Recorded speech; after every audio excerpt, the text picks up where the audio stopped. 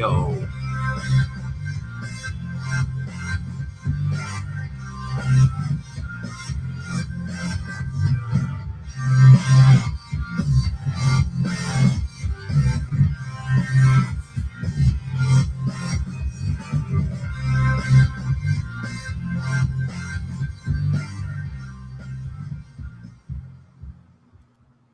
Wow. All right, so first thing we'll do is we'll try to make sure we got some audio and some video going. How's everybody out there tonight? I'm glad you guys hung out tonight on Tuesday night. We're going to do some fun stuff. I don't know how quick I can cover all of this information because there's a lot of it, and I have quite a few hours in this, probably about 8 to 10 hours in this, but I think I've got some really, really good information for everybody tonight. So we're going to try to cover it quickly.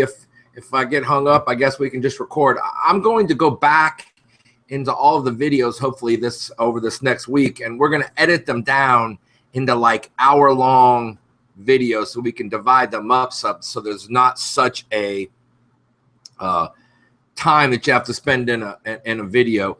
Also want to let you know that you'll get a replay link, but it doesn't usually have a play and fast forward in it. So there's two ways I think you can get to it. You can get to it by going to the new Amazon GorillAz website. Now I'm still working on it, so the front page is done. I'm the webinar guy. I'm the coach. I'm the podcast guy, and I'm the website builder and the graphics guy, the Amazon seller. So I do about 20 different jobs. So sometimes getting onto the website takes me a little bit more time. So anyway, but you'll be able to see on the front page, there'll be a link, and I'll put that in as soon as we get done tonight. I'll put the link up for you guys to go there and be able to replay it, and you'll be able to replay it on YouTube so that you're not stuck with having to watch it full on. So you'll be able to fast forward it and go through it. So that'll happen right after the show. Give me about 15 minutes after we get done. Looks like everybody can hear and see me. Let me double check Facebook real quick.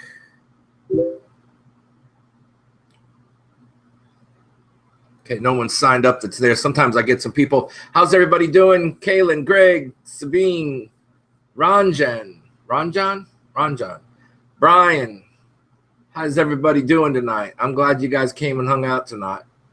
How many of you guys were at the Google Hangout for the Amazon GorillAz on Sunday night? If you haven't been, if you weren't there, let me tell you this: you need to go back.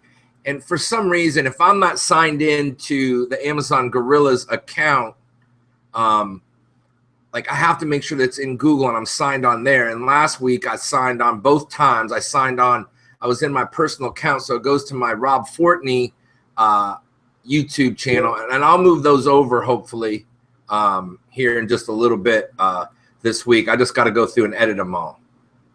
So anyway, that's one of the things that I'll be working on this week. Trying to make sure I was going to get something for you guys. So you guys were there. Anybody think they got any good information? Because I think there was some really great stuff in there. Oh, I know what I was going to do. I was going to get you guys a link so that you guys can go sign up for that, and you guys can get in to make sure that you're there on Sundays to be able to get into the webinars on Sundays if you're interested. And they're very informal. I was bringing some people out of the audience to talk, so it wasn't like it was I had a script or anything. And then a couple of people showed up, Ollie and Stan, and Stan may be here tonight somewhere. If he is, we might even have him come out to talk with us. But anyway, Stan was here, and Stan is a seller who has been selling for I think a couple of years, and he is doing very well, and it was very impressive to have some people who were actually doing it. And then Ollie, he kind of got an email from somehow and showed up, and he was this week, he was going and he was changing his job. He was going to give him the notice of that he was no longer going to be working at his job anymore, and he was going to do something different. So that was kind of cool that we got to hear somebody's perspective who was, you know, again, just getting their start. And within, I think he's been doing it about 1.5 years seriously, and he was able to quit his job. So how great is that? All right. So I'm going to give you, if I send out an email every week that gives an update when the webinars are. So I'm going to give you guys a link to that, so that, and you have to put your email in, but if you'll go there and sign up, it'll go on my email list. And then what I'm going to try to do is I'm going to send those out on Sunday. Well, no, I'm going to send those out on Thursday. And so you'll get the email what's going on Tuesday and Sunday. Like I said, it's at 9 o'clock, and we just do a quick, we don't even like to call it a webinar. I call it the happy hour Sunday night. And basically it's just an opportunity for us all as sellers to get together and just chat, you know. And like I said, it was kind of off the cuff, and it's supposed to be. And, you know, people shared some stories that were just incredible. So if you want to get inspired, you want to talk to people who are doing well, or you just want to talk to people in general and see some of the problems that they're facing, that Sunday night Google Hangout that we do is really cool. And so, if you look into the chat box, there is a link there, and you can go there and sign up for the be on the email list. And that also gets you a link to go to if you don't have the products to avoid form or guide that I have, that's a place where you can get that as well. So if you're not and you haven't signed up for the email list, that's a great way so you can keep informed. And I give information on both of those about which webinars and such are coming up. Before we get started, we want to see if anybody's got any questions.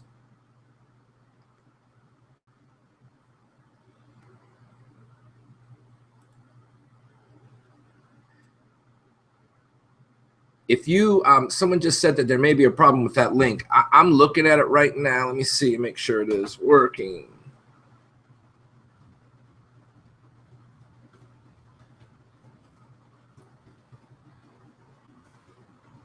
Making sure that this is working, everybody.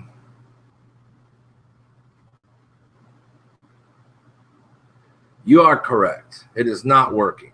So if you'll keep that link, I don't know why it somehow got caught up in the web page, and I'll go and figure out where that's at. Maybe I'll get you guys a link real quick.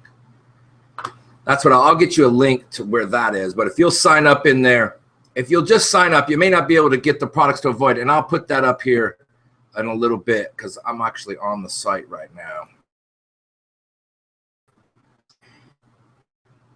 Yeah, products to avoid thing right now. Everyone's asking about it, so let me. But when you do press that button, it does register you when you go to that second page. So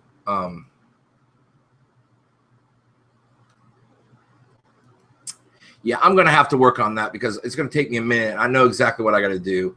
I tried to make the page. Greg says he got it. I don't know. Maybe I just had to sign in. But if not, I will make sure that that link is live. If you'll go to the front, of AmazonGorillaz.com afterwards, I'll have the link for the webinar tonight, and I'll put the one from Sunday night that goes to the YouTube channel. The YouTube channel is Amazon GorillAz on YouTube, and then there is some on my personal YouTube channel, Rob Fortney. And if you want to go there and check that out, you can go there as well. And so some people said it's working, some people said it's not. That may be a browser issue. I don't know. I had the same problem you did just when I did it just now, Jason. So I don't know what's caused that, but you know, welcome to the internet and welcome to. Let's hopefully say I've got my microphone, so tonight hopefully I won't bump it and it'll go out. I also have another computer that's hooked up to a. It's hooked up to another internet connection, so you know, maybe I'll be able to go over there if we have a problem. So anyway, so that's one of the things I'm trying to prepare now for any problems that might come up. So anybody else got any questions or statements you want me to go over before we get started? Say I've got my microphone, so tonight hopefully I won't bump it and it'll go out. Hold on.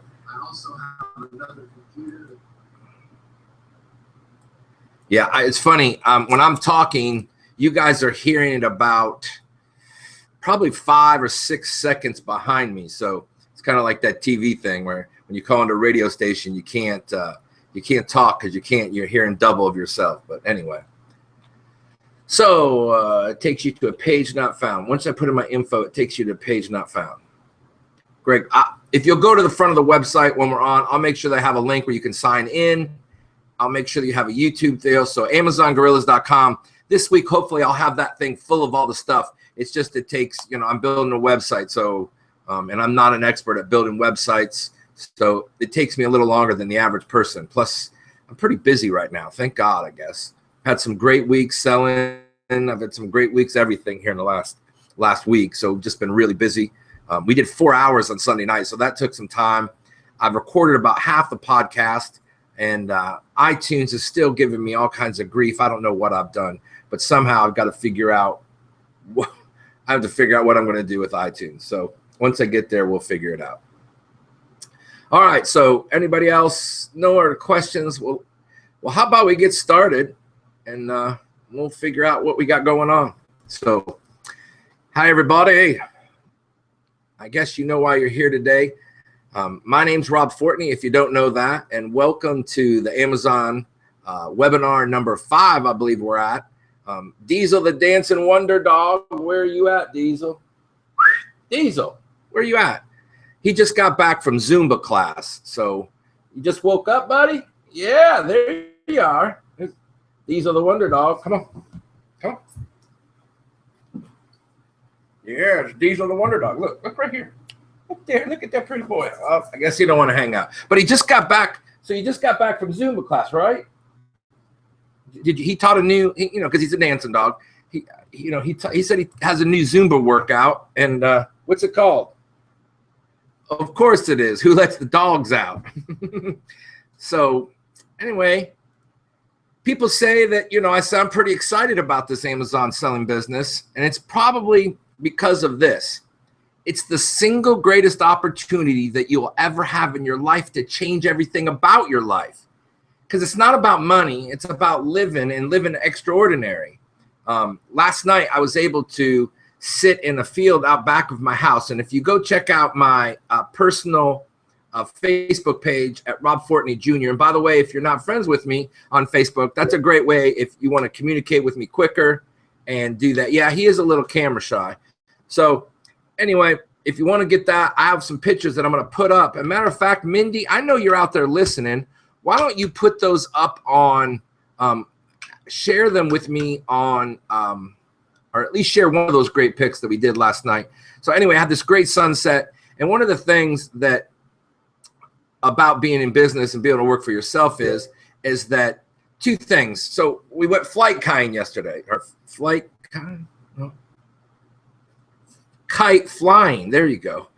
I got to get it out. So we went kite flying last night at sunset outside of my back of my house. And I'll share that picture with you here in a little bit if Mindy will share it up on my Facebook page. Absolutely, probably the greatest sunset that I've seen in a long time. Now, I have a lot of them back there. And one of the things I think about your life, if you can get to a point where you can slow your life down enough. Hold on. See, I even shut off the Skype, which is funny because that Skype will get through no matter what you do. I swear you can shut it off 100 times, even you sign out, and it still will come find you. But anyway, the idea with our business right now is to get to a place where, hello? All right. So to get to a place where you can stop your life and look for a place where you can slow down enough, and every night at sunset I look for the sunset. I try to stop at that point. And the other secret that I have is if you have time to fly a kite, your life has to be going pretty well, because to be able to stop your life long enough to have, I love the feeling of a kite, and you have that string and it's so far up there and you're able to control this thing that's 100 yards or 100 feet up in the air. It's one of my things that I love to do, and especially when you see this picture that I had from last night. I lost a signal on the other one, so I hope everybody's still here with me, or maybe I'll just record and talk all night by myself. So I hope you guys have had a really good week this week. I think what I'm about to share with you tonight is going to make your next week even better. So welcome to the Tuesday night show. This is our second Tuesday night show. I may be asking some of you guys to come forward tonight and maybe do a little talking with us and share some things. We're going to evaluate some listings tonight together, and I would love to have somebody. So if any of you guys may be interested in coming and sharing with me a little bit, and we'll have some conversation so I'm not just talking to myself the whole time. Did we lose anybody? Did I lose anybody? If I did, I'll come back on. Somebody give me a heads up if we're still on live. All right, I just want to make sure. I lost some people. So if you get kicked out, hold on.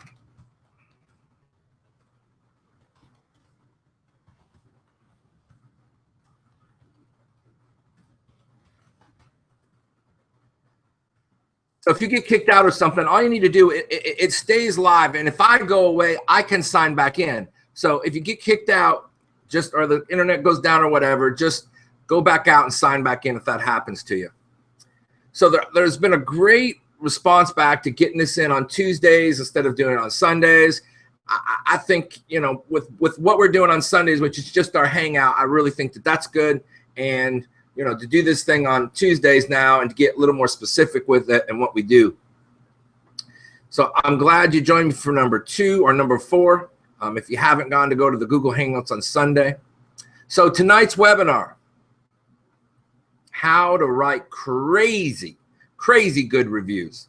One more time, how to write crazy good reviews. And that's what we all want. We want to write great reviews because obviously the most important thing is to get ourselves selling. And if you have a great review and a great listing, then that's obviously going to help out a lot. I'm going to tell you about next week's Jungle Jam on Tuesday night. So, and some of you guys are a little newer and some of you guys are newer. So I'm going to give something that maybe for some people, maybe at their first or second or even their first product that you may be interested in this. And I don't suggest this out of the gate just because there's no need to create another step for you. But if you are interested and you really want to push through, so next Tuesday, we're going to do get your Amazon category ungated lickety split. Get your Amazon category ungated lickety split. Some people are on the mobile version. Let's hope it gets better. Maybe I can. I don't know if that's happening. I don't know why that's happening. But welcome to technical difficulties of being online and technology. But hey, we are. I bet you there's people all over the world listening, which is the craziest thing on earth. So next week, come by and see us. Get your Amazon category ungated lickety split. So I thought that was a funny name. So tonight's show, we're going to talk about why photographs are so important, number 1. Number 2, what makes a great title, basic keyword strategy and listings. Now, we're going to spend a little bit of time on keywords, but like that could be a whole 3-hour show. So we'll do that some other time. I mean, there's definitely be some great information about keyword strategy, but it would take a lot longer than we have tonight to be able to do that. We're going to talk about how important bullet points are. And then lastly, we're going to talk about product descriptions and some other things in the middle of your listing that we'll look at. And I'll tell you why I think they're all important and how all of them can actually change the way and give you some advantages that other people are missing. I mean, they're just, to me, there's just singles out there that you can hit on your listings page that people aren't getting to. And I think they're very easy. And it's just really paying attention to what's going on and what's in your face. So, hey, by the way, I've been looking at the success we've been having over the last 8 weeks, and I'm kind of blown away. If you look at the numbers and you add them up as a whole, it's like almost crazy impressive to me that in the 8 weeks that I've been doing this and decided that I was going to try to help some people and got involved in starting my first Facebook group. It's been, I think, just right at the end of February, the 1st of March, I think. I have to look up exactly, but I certainly think I could find it. So anyway, that's when we started. And I don't think I really was doing much except just having the Facebook page. And I think when we started doing webinars, it was the end of March, like March the 20th. So we're not too far in this, but So in the GorillAz private Facebook pages, we have over 4,000 people in them there. 4,000 people. I rarely see people not get their questions answered by multiple people each week. And we opened up GorillAz Mastermind 3 this week, which are small groups of 250 people. And we did that in 16 days. In GorillAz Mastermind 3, I opened up yesterday. I've already have, I think, almost 50 people in that. Later on, if you want to hear about that, but basically, if you want to be involved, I need you to send me a personal Facebook message and tell me why and where you're at, because this group is very interactive and you have to be willing to commit to doing it. It's not just like a regular group where you can just show up and lurk around in the background and see it. If you're going to be in that group, you got to share and you got to be part of the group. So if you're interested in the GorillAz Masterminds 3, then you're more than welcome to send me a message and tell me why you're interested in that, and then I'll message you back and forth. So the other thing that I'm really impressed with in these GorillAz Mastermind groups is that I see people actually changing their lives inside of that. I see people getting hope, and I see people actually accomplishing these goals that they set up, they are setting out for themselves in there. And I kind of feel like the mastermind group's kind of like your workplace with a bunch of great positive people who are all there to have the same goals. So anyway, again, I'm a real fan of the GorillAz Mastermind group. So if you're not involved, then please, try to get involved if you're interested. We've had over 20,000 comments and likes in these pages. Over 3,000 people have watched my webinars, and more than 60,000 minutes people have spent watching the GorillAz YouTube channel. 60,000 minutes. And I guess, what is that? So divide that by 60, it's 1,000 hours. Yeah, 1,000 hours people have watched that. That just seems crazy to me. Last week's podcast, my first podcast, has had over 2,000 plays. So it's been listened to 2,000. It's been downloaded 300 times. I'm halfway through the next one, which is my next podcast is called That's Total BSR. So anyway, I'm pretty creative with my titles. I always want to have something fun. And I don't spend a lot of time on it. When I come up with Lickety Split, I thought that was a good one, and I come up with it kind of off the cuff. So we're ready. Let's go. We've spent about 20 minutes kind of going over all that stuff. Let's get busy with how to write crazy good reviews. In 1996, Bill Gates declared that content was king, and that still rings true very much today. Content is what connects you to customers, and more importantly, it creates phenomenal customers, and it's no different in the Amazon. So there's a lot of correlation and relationships that I think you'll see between what happens with Google and what happens with Amazon. And I'm going to talk about some of the great things I think people are missing on Google. And it's not that we're going to market out to Google, it's the marketing in from Google that I think people are missing.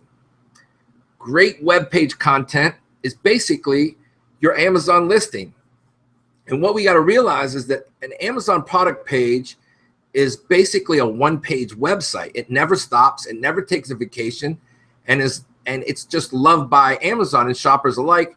And unlike the Game of Thrones, especially the Game of Thrones, your website lists forever as long as you got product on it. When creating a listing on Amazon, you don't have much control on the design of the page itself. I'll disagree with that a lot, and I'll show you how much control we do have over the design. All you have to do is control the product title, the image, and the description, and this is where we need to make sure our listings shine. This is how we get past, and it's not really even the competition, because if you've gotten to the point where they're on your web page, you've got them. All you've got to do is convert them, and what we're hoping for is you to get a conversion of over 20%. That's high for a lot of people, but I want people to be able to get a 20%, and some of the things tonight I think can push you towards that. So you guys, if when you guys get if you're selling right now, let's figure out where you're at now, and let's see how we can improve your listing and see if we can get your conversion rate up. Conversion rate is everything. I think Amazon looks at that more than anything, because the bottom line is if they put you and they put a customer on your page and you're able to make them buy, then that's why they want to send you more traffic. And at the end of the day, the only thing we want is we want to be listed on the first page, and we want Amazon to be sending us basically free traffic. So free traffic is what we desire. That's how you do it. On Amazon, you don't have much control, like I said. The vast majority of people who sell on Amazon FBA are paying little or no attention to one of the most vital aspects of the conversion. the product title. Your product listing is made up of a few images. And what else? Words. Especially with more FBA merchants flocking to Amazon every day for private labeling and bundling and retail arbitrage. You have to position your products in a different or better space. And it's so true, ultra simple for customers to choose. So we want it to be very simple for our customers to choose, but we want to have something different. What makes us stand out? That all starts with your product title and product picture. Because your title and your picture are the first things people see when you search. So the first thing when Amazon, people don't show up to Amazon and go, I want to go search for your, they don't go look for your brand unless you've just somehow created this crazy brand and you're sending people from your page. But ultimately, people don't show up to Amazon. They show up to Amazon and they search. Amazon's a big giant search engine for products. That's exactly what it is. And it works very similar to Google, except Amazon, its algorithm wants to find you a product to buy, and Amazon and Google wants to give you the information that you seek. They're both seeking information. So you get in the Amazon, you click the home page, and you type in whatever you need, right? That's how practically everybody does it. The listing result, which includes an image and your product title, is what the shopper sees. So they see your listing, your title, and then they see your picture. Customers have to make a decision on which one to click based upon this tiny picture and 17 words of copy. Yes, your title can be longer, but only 17 words of it will fit the Amazon search results. So I think it's real important to make sure that when you do this, you make sure that your listing doesn't cut off. And what I mean is if you're going to continue to have more words in your copy, then make sure that when it cuts off, it's not in the middle of a word. I like it to have a sentence on it and a period, and so that it ends right where it should be. Amazon has told us, and publicly they said that they have keyword search system. So their system is based upon keywords. You must have keywords in your title as well as in your keyword fields to be found. While Amazon also says you don't have to use keywords in other areas of page, it's a great idea to do for a couple of reasons. It will help out with Google rankings. Google has just a different ranking criteria than Amazon. Without going into much detail, but just to know it will help you sprinkle, not flood the copy with key phrases. The first three words are key.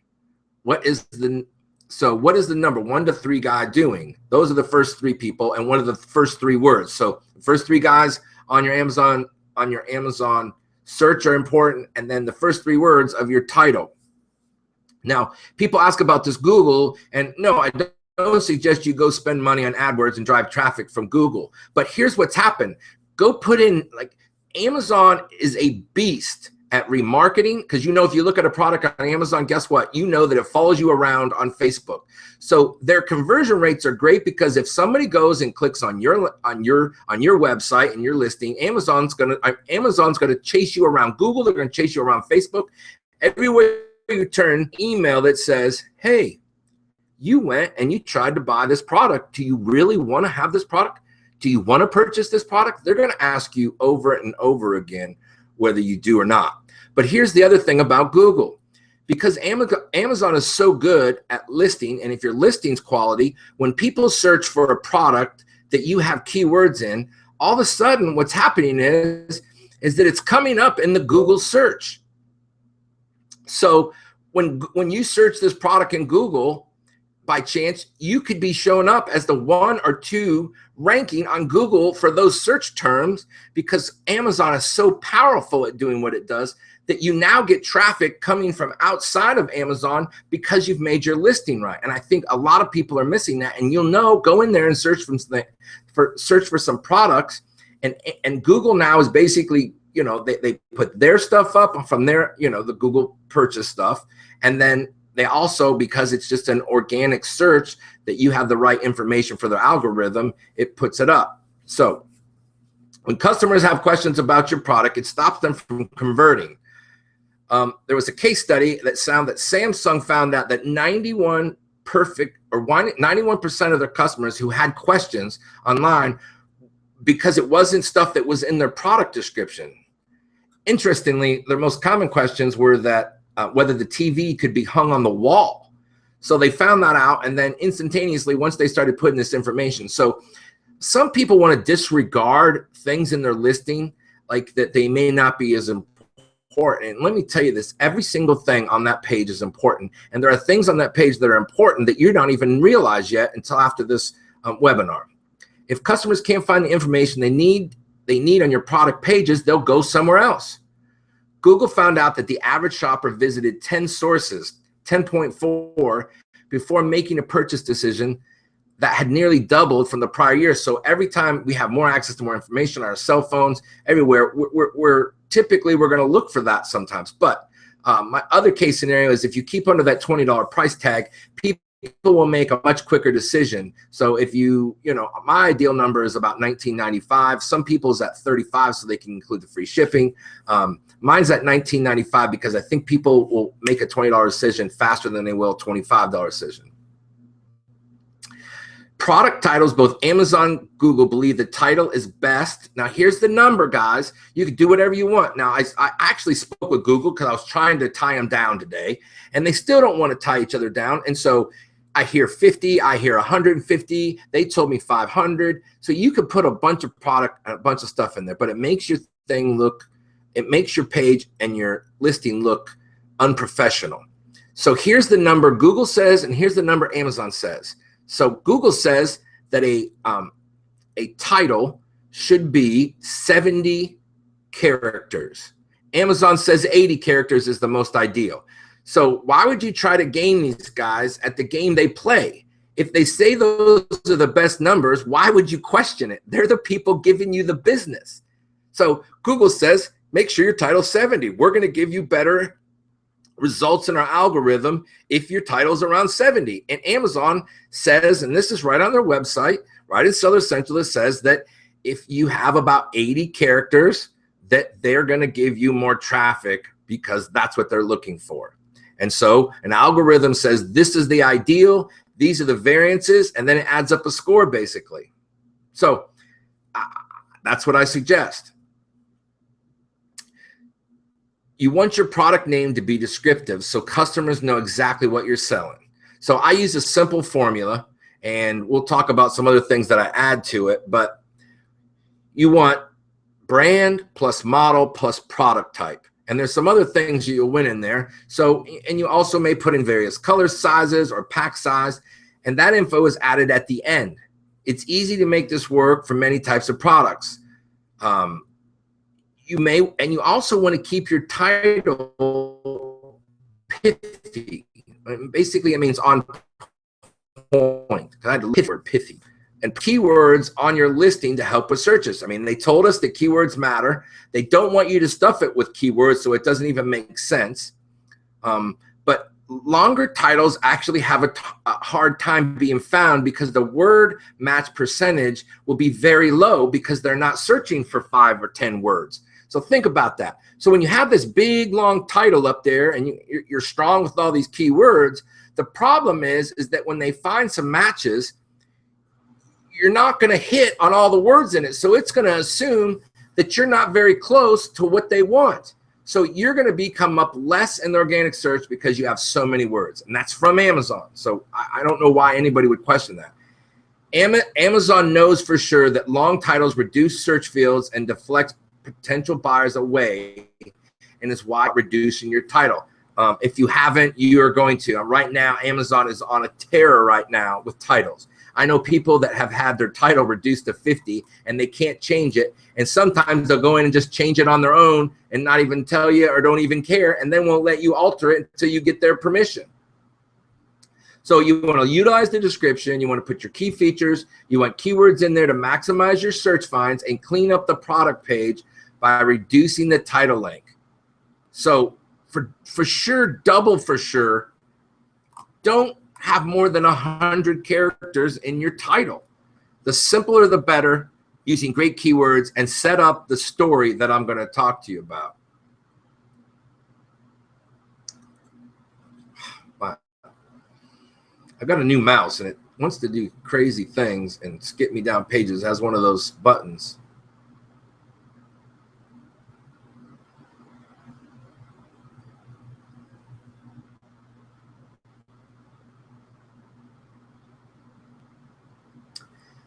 So the way you present your products online has a big impact on sales. Amateur looking products erode consumers' trust in you because they see you as fleeting. You know, they see you as a fly by night because they know that you don't look, they know that you look more like an eBay listing than you do an Amazon listing. So one of the things that you need to pay attention to is that you are looking at, one of the things that I do is I want to go look at what Amazon listings look like. So these are the guys listing their own stuff and putting their own stuff on. And if they have a listing, I'm going to tell you that their listing's probably pretty optimized. I mean, they're not going to break their own rules to put it up there and then have it not work. So look at Amazon listings. I mean, it's a great way to find out what they're looking for. It's their listing. They're selling it, and they're the owners of the product. So let's first talk about one of the most important things, which is pictures.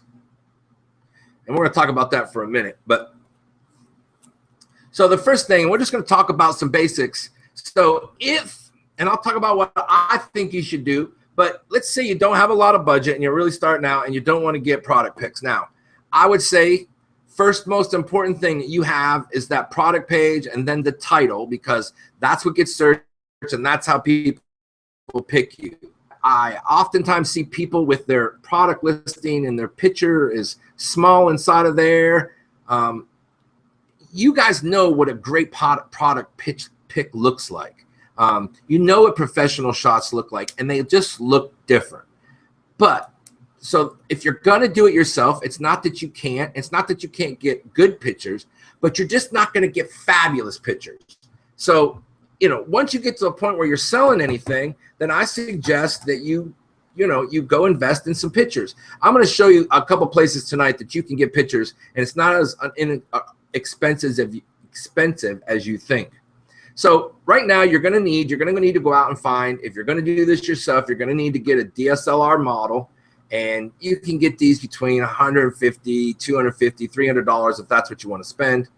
But you also, something's changed dramatically, and if you can get somebody who does some Photoshop work, or if you can just get your own software on your phone, and there is this, the iPhone 5 right now has an 8 megapixel sensor in it. So it can shoot 8 megapixel pictures. Now here's another thing. The Galaxy stuff, a Galaxy 5 and a Note 3, the Note 3 has a 16 megapixel picture in it, and has I think a 13 in the Note and then a 16 in the Galaxy S5. So they'll take super strong pictures. The magic to that is the lighting. So if you're going to do it and you can't go out and you want to do this, if you can get really great lighting, and I'll tell you what you need. You need to go lights. You need but another way is to get outside in a really sunny day, but that obviously doesn't work. But as you probably know, your picture or your camera on your phone takes a lot better pictures. The more bright it is, the more light it is, the more detailed it gets, the more HD quality that has that feel. So you're going to need at least 2 lights. You're going to need a tripod, and you're going to need diffusers on there to be able to get you lights that look good. You're also going to need a tripod. That thing's got to be sitting still. To be doing it like this with your hands is not probably good. You want to make sure that you're going to have some kind of, you need a roll of craft paper that's white, and you want to roll it down so it has a soft end to it, and that'll help give you a smooth ramp behind it. And I was looking at some pics today, actually, of showing the comparison of what a DSLR camera and what an iPhone was doing.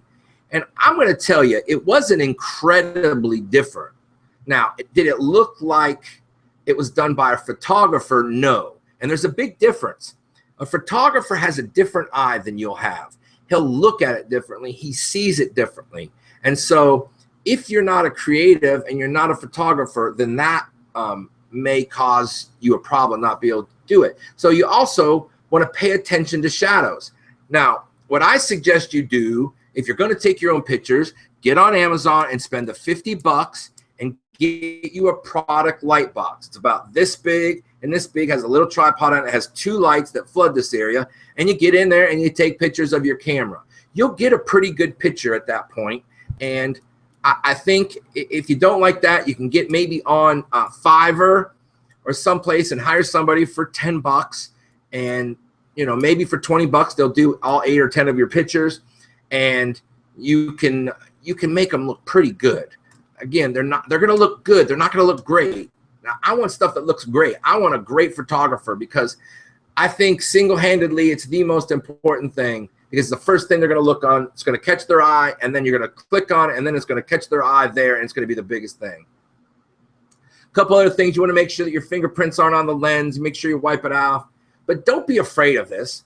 The biggest obstacle sometimes is doing it yourself, is that you're afraid to experiment. Be creative.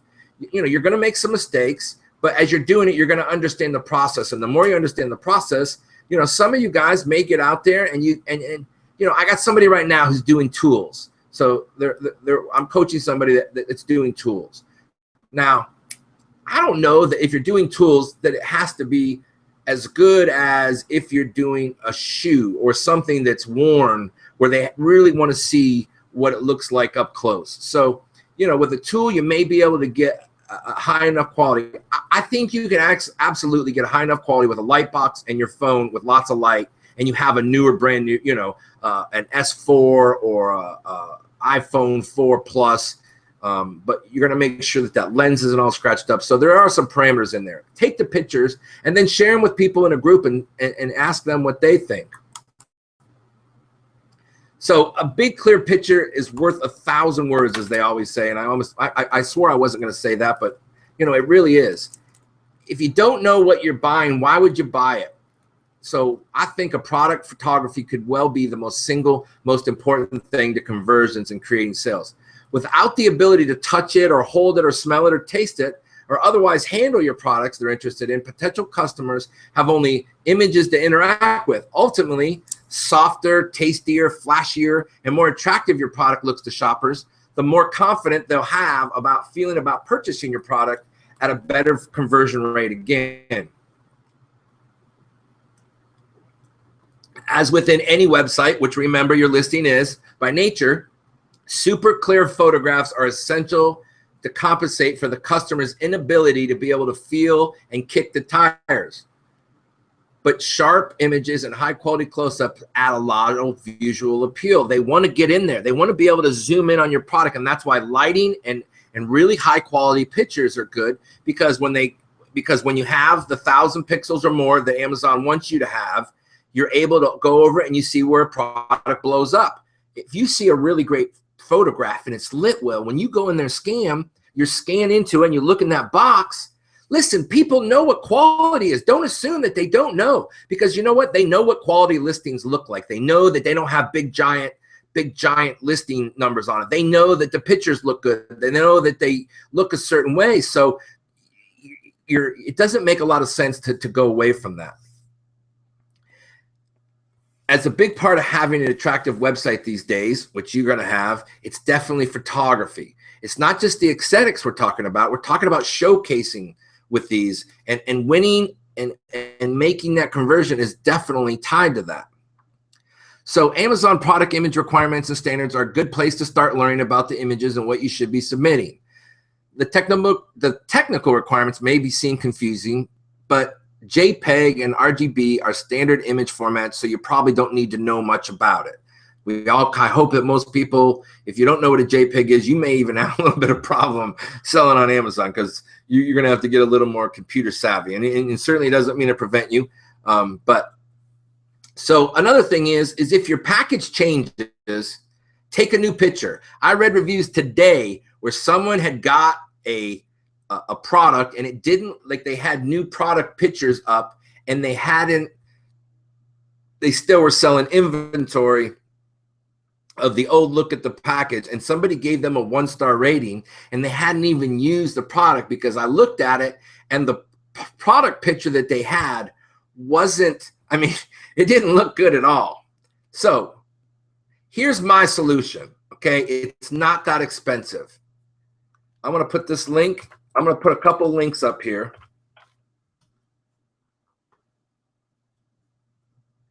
Guys, these are all places, and you can search yourselves But these guys and these people out here, that's what they do. They take photography, you know, for $100 at most of these places, you can get your photographs done. So spend the money, guys. It's $100. You're spending, you might possibly be spending thousands of dollars. The most important thing you can have is photographs. All you got to do is send them the product. They'll take pictures of it, and then you can go download it. So A1, if you have to, make sure you have great lighting, make sure you have great stuff to be able to take your pictures. If you're gonna, and so some of you guys that are in that $1,000 range that are starting out on AliExpress, and you're ordering 100 or 200, you know, $100 matters to you. So I don't have a problem with you getting started. Listen, if you're not converting as well, it's not the end of the world. You're just trying to experiment, and you're going to start, like, you got to start somewhere. You got to start doing something, and you don't have to be perfect to do this.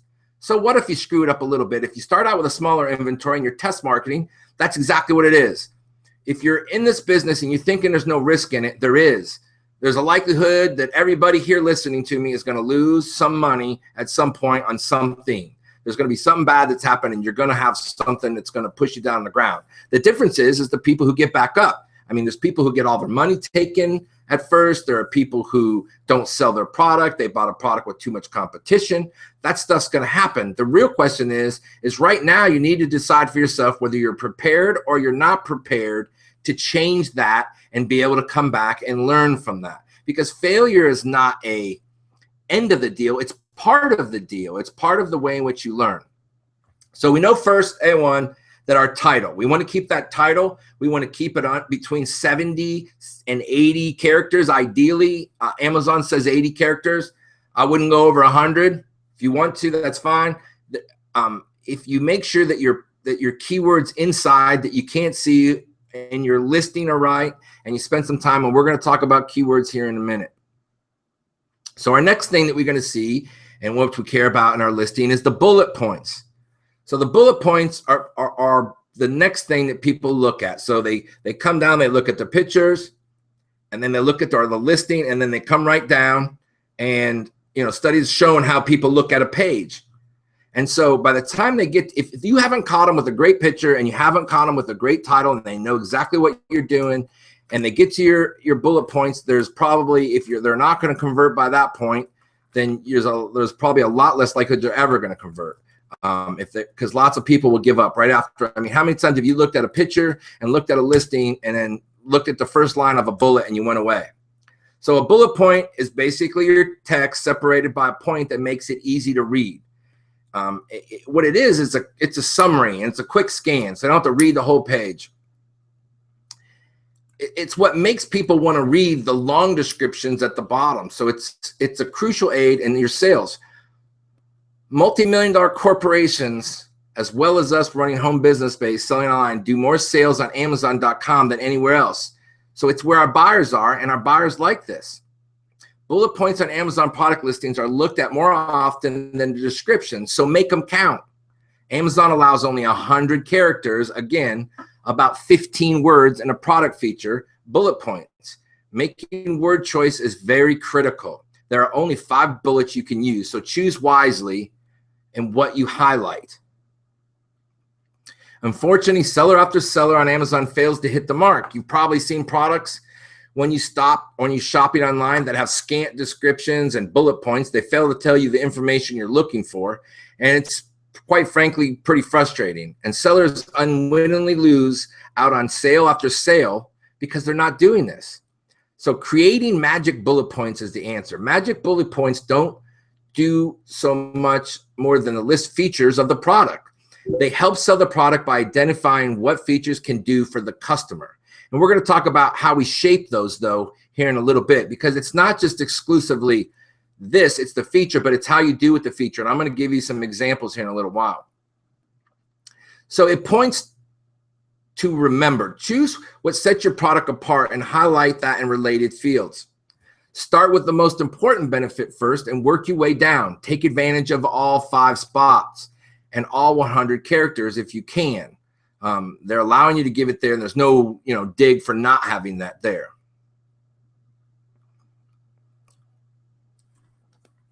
So each bullet point should be a selling point, explain why the product's feature is important and how it will benefit each customer. Your bullet points are your most visible and important text on your page aside from the title. Messing it up could result in your buyers turning elsewhere and finding and buying your competition's product. So here's how you write bullets to stand out and get you more sales. So we want to use all the places. So one of the things and the secrets that I see, and I see good people with good listings do, is they basically create a headline in their bullet point by doing this. And we'll look at some listings that do this. And I think it gives you some separation. It makes your listing look better. So this is one of those notes that you want to take. The first 3 to 4 words in your listing should be all caps. So remember those 3 words, how much they matter? Those first 3 or 4 words in your bullet should be capitalized, all caps, and then go to lowercase. I'm a big fan. How our eye works and how we can skip through and read quicker is our eye notices the difference between up and down letters, and we can scan something quicker by using, so all caps for the first 3 or 4 catches our eye. Then to read through it and be able to basically sight read the whole thing at one time, if we have capital letters on each word, and then it's lowercase, so capital letter on each word up and down, and that will give people a much better way, and it allows our eye to be able to focus and get to letters. That's why if you ever had that thing where you read and has all these letters missing in it, but yet you can still read it, it's because that's the way our eyes work. Our eyes start to get so quick, and we've read so many times, and we know the letters, that our eyes will be able to help you focus and be able to know what that letter is and predict it before you get there. So you want to repeat your keywords in natural ways and natural phases. So you want to use those same keywords that you used at the top. You want to use them in there. You want to use as many of your keywords naturally, and you want to count as you go through that you all the time. Now, I believe this. I don't think that it's not true. I believe that the more in which you put your keywords through the whole listing, I think that that's to do with search, because it's words that are related to it, and the more times you can relate to important keywords, the better. Your 5th bullet point. Now, here's another thing to put down. I think your 5th bullet point should be used to sell extra products. I generally recommend trying to give a bulk discount when impossible in the bullet. People love discounts, and it can be an easy way to double or triple your profit per sale in just a few words on a page. You can create discount codes for bulk purchases in the Amazon Seller Promotion Manager. And so you go in there, and your last bullet says, hey, if you have a product that's similar, if you buy this product, we're going to give you this product for $10 off. Or if you buy 3, we're going to give you 25% off. And so here's the coupon code. Put this in when you purchase, and you'll be able to get the second one half off, or whatever number you want to be. So I think that's a great thing that you can do inside of your bullet points. I don't hear a lot of people talk about that. You don't even see it that often. But why not try to push people to buy multiple products? Because that's where you get to have more money. It's like bundling out of the gate, where you just give people an opportunity. So here's kind of an example. So if you said, my best iPhone 6 case is available. Our iPhone 6 cases are routinely voted #1 by users. This is quality and is second to none. Extremely lightweight.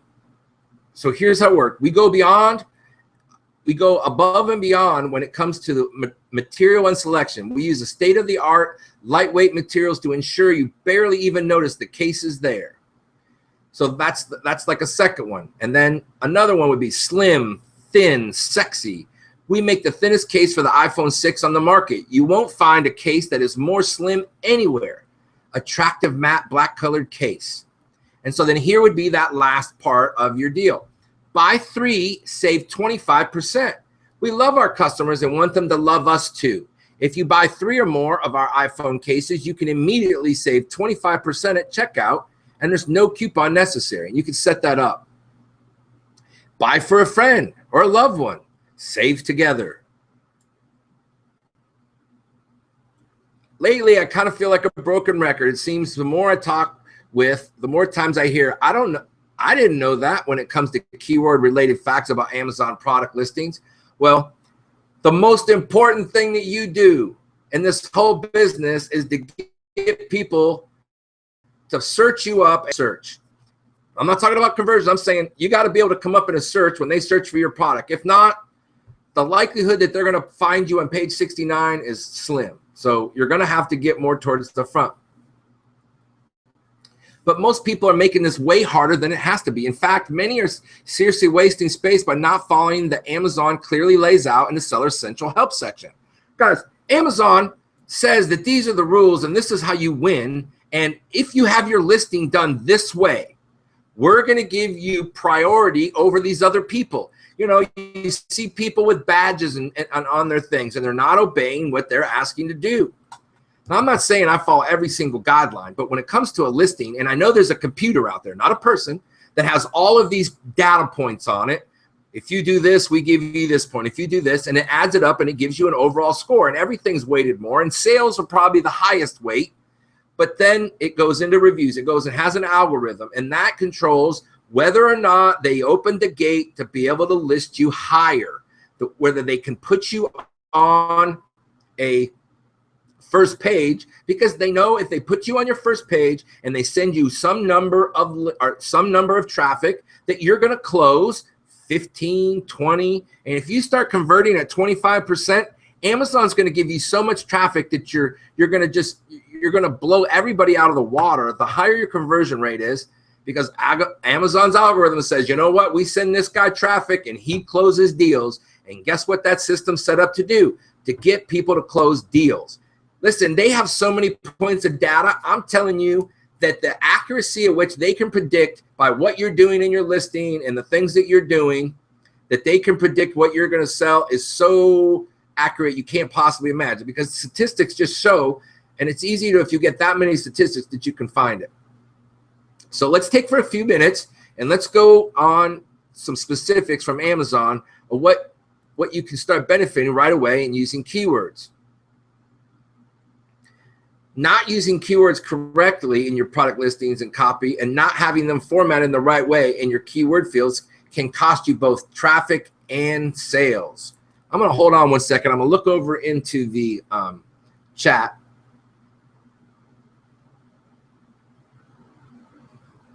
Brian says he uses the #1 promo message. You know what, Brian? You know what? I didn't think about that.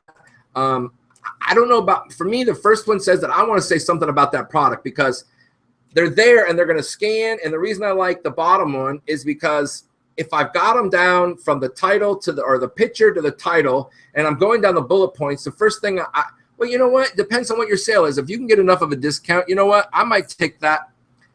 You know, here's what I would do. And we're going to talk about this later. You don't need to leave your listing static all the time, especially when you first start out. You need to do what they call split testing. So for a week, you do some things. For a week, you change your title. You change some things around, and you compare them with how much your conversions are when you do your pay-per-click. So you need to be able to change, and you'll be able to see what conversions are happening. And it'll tell you, it tells you exactly what your conversion rate, when somebody visits you, 15% close or 20%, it'll tell you. And so the higher it goes up, then you need to stick in that way. Greg says he does it. Hey, Robert, you're going to have these tips somewhere we can download. They are sweet tips, man. Jim, I'm taking notes as fast as I can. So I have all of these shows. I have incredible notes on them. So it takes me, I probably got 10 hours worth of time in the stuff we did. So Mindy, my girl, who we'll talk about later, she's an assistant principal, and she's about, I think, about 10 days or so from getting out of school. And when she does, she may be able to help me take these and put these in a better, like a show notes kind of thing that we can go over. So I'll try to pull that together, and I'll put that up on the You'd Love a Cheat Sheet too. All right. But you may have to listen again, but I will try to get you a cheat sheet and put that together. Because I have it here in front of me. I guess I can just literally just send you my show notes. You know, I guess I'm not scared about that. There's nothing in here except for what I'm talking about. So I have it in a document right here. So if you guys will message me and then you guys want this, I'll just give you my show notes, and it has everything in here. Amazon basically counts the title as a keyword phrase or a field. Many people believe that they must put keywords in the keyword fields and also their product name and title. It's not true, according to Amazon. So here's this is from Amazon. Search terms help customers find products. Your product titles and company name are already searchable. So think about other words that describe your product. One more time. Never, ever, ever, ever. Listen, write this down if you're taking notes. Never, ever, ever, ever, ever put your brand in the field in your title search or your title. Never. No one cares what your brand is. If they want to look up your brand and they know it is, guess what? It'll come right up in the search. So if the name of your company is Water Trading Company, well, then when they search Water Trading Company, they'll come up on your page, I assure you. But do not waste that space. No one's looking for your brand. Certainly now, maybe after years and you somehow get big enough, and then you won't need to hear stuff like this anyway because you figured it out. So think like Amazon customers when choosing your terms. Use words they might enter in their search box, including synonyms and common abbreviations. Hey, you know what? I'll tell you what I do is I go and I look for, if you go into Google and use the AdWords, you will find common misspellings. And what I do is when I do pay-per-click, I'll load 7 or 8. I will go and do a keyword search of 700 or 800 things that I find. And I'll put them all in there and I'll start paying money. And I'll put those in for a week and I'll let them run. And what's going to happen is with all these searches, you're going to find words that you're going to be shocked that actually become a searchable term. And here's the best part.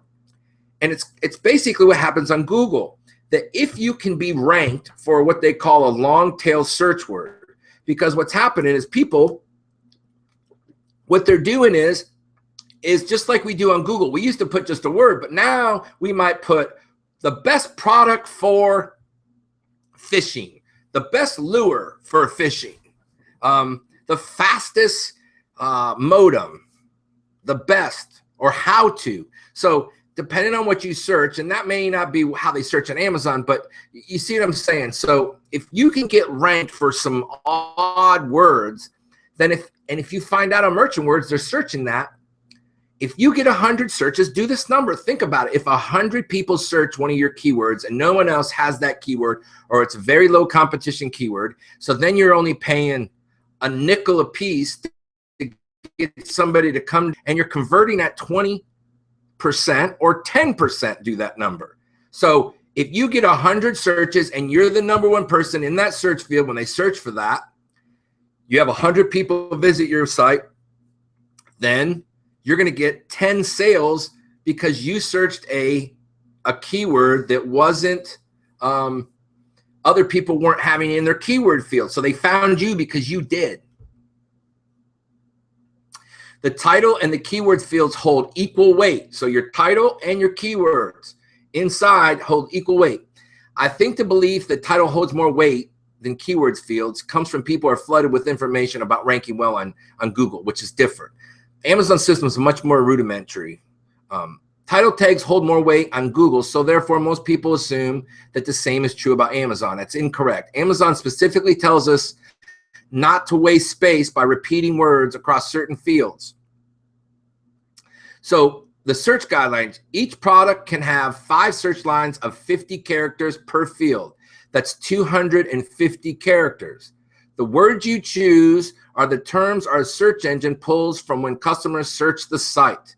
The individual words in the title, seller's name and brand don't matter. We talked about that. And the combination of the title words and search terms are searchable.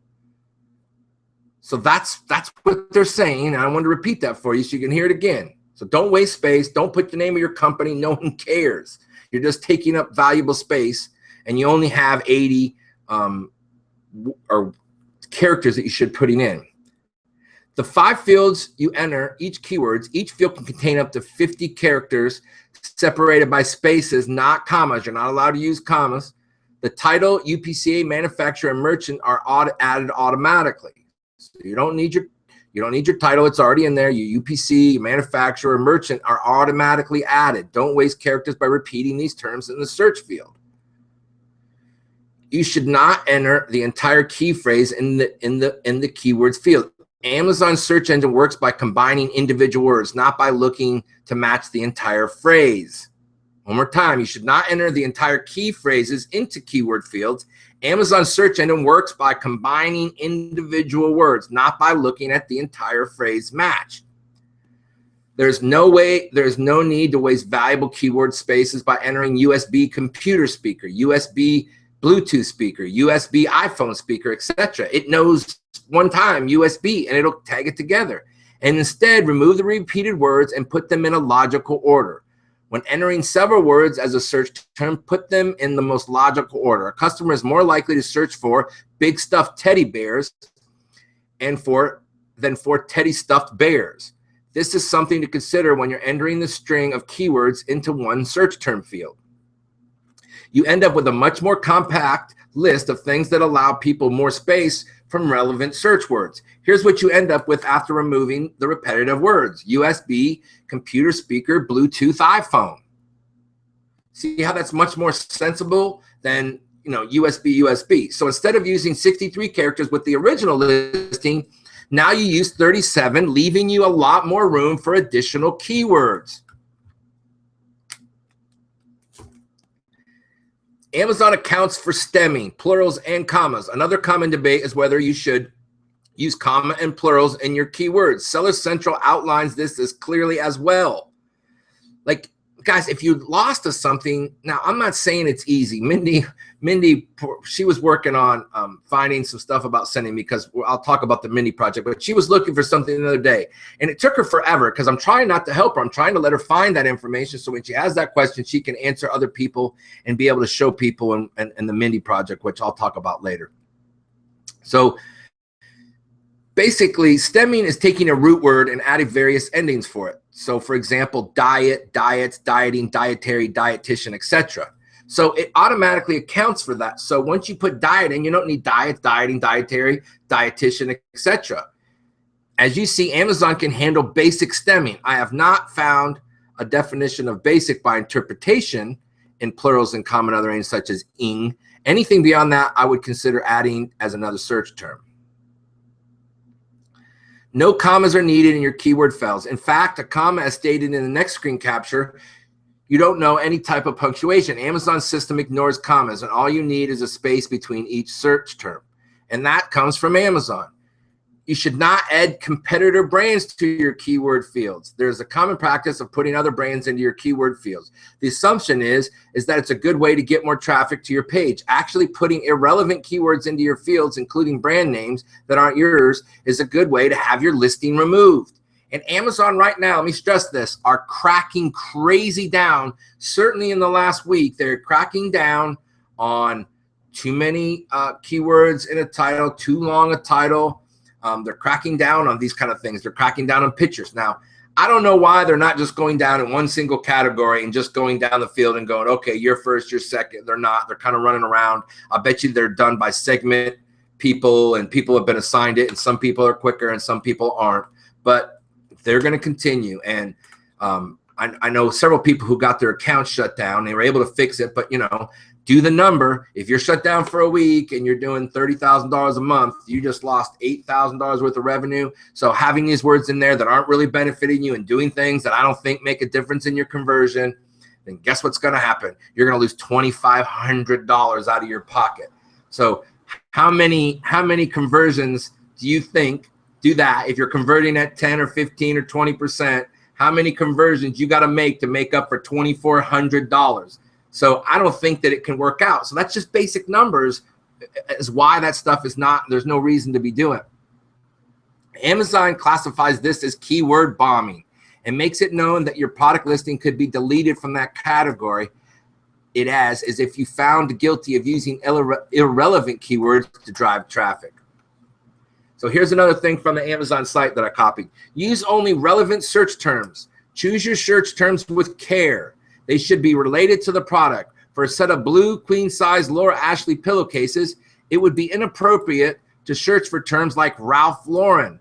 King-sized or Paisley customers resent getting irrelevant products when they search for a different type of product. Keyword bombing increases clutter in search results and is simply not useful. The truly relevant matches will always rise to the top of a search results. In addition, Amazon may remove products from the catalog if they're found to contain inappropriate words. Having the correct keywords in place and having your keyword field set up the way Amazon suggests will play a big role in boosting your visibility on products that qualified customers who are ready to make purchases. It isn't hard to do once you understand the way Amazon works. Okay, I'm going to repeat this, and I want to repeat it over and over again. If Amazon says that's what to do, why would you do something different? Do you think that somehow that's going to outsmart them, that they're dumb enough that if you keyword bomb your stuff, that they're going to be like, oh, we didn't know that, and now we're going to do this? And maybe it does work for a short period of time. But I wanted to put this out to you. If you do something that's so in their face that they can just, I mean, it's on their system, they know, if you have your brother-in-law in Texas do a review for you, the possibility of them finding out is slim to none. But if you've keyword bombed or you have badges in your pictures and things like that, then guess what? There's a likelihood that you're going to get caught at some point. And now do that number. Let's say you've built up a business and your business is doing well, and all of a sudden, guess what? You lose your whole business in one day. There's a guy I heard that was online last week on Amazon Seller Central, and Amazon had shut his account down, and when she said was, for the wrong reason, and that does happen. And he said if they didn't put it back up, he was going to kill himself. He was going to commit suicide. Because imagine if all of a sudden your only source of income, you're feeding your family, and all of a sudden you lose $5,000 a month that you were supporting your family with. Some people can be pretty devastated. So Amazon doesn't care. I don't know if that guy's still alive or not, and that's horrible, but that's how devastating it can be. So I'm not saying you can't do some things that maybe push in the Amazon TOS, but this is not a place I would do that.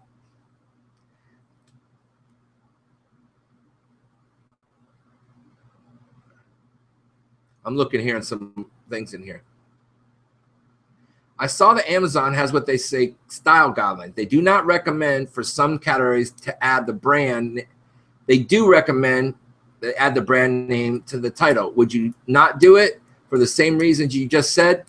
Well, in retail arbitrage, it's different because you're actually having that brand name there. And depending on how the listing goes, I don't think it's as big a deal with retail arbitrage. But there's no need for it because they're going to come up with it because it asks you automatically what the brand name of it is. And so it knows in this keyword search. So there's no sense to have it in the title if you already have it inside. Because it already knows when you fill out your listing, it says, what's the brand name on it? And if you're using your own brand, there is no brand name.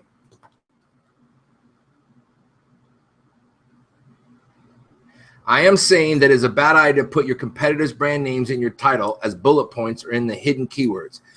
Here's my question. Why are you wasting your time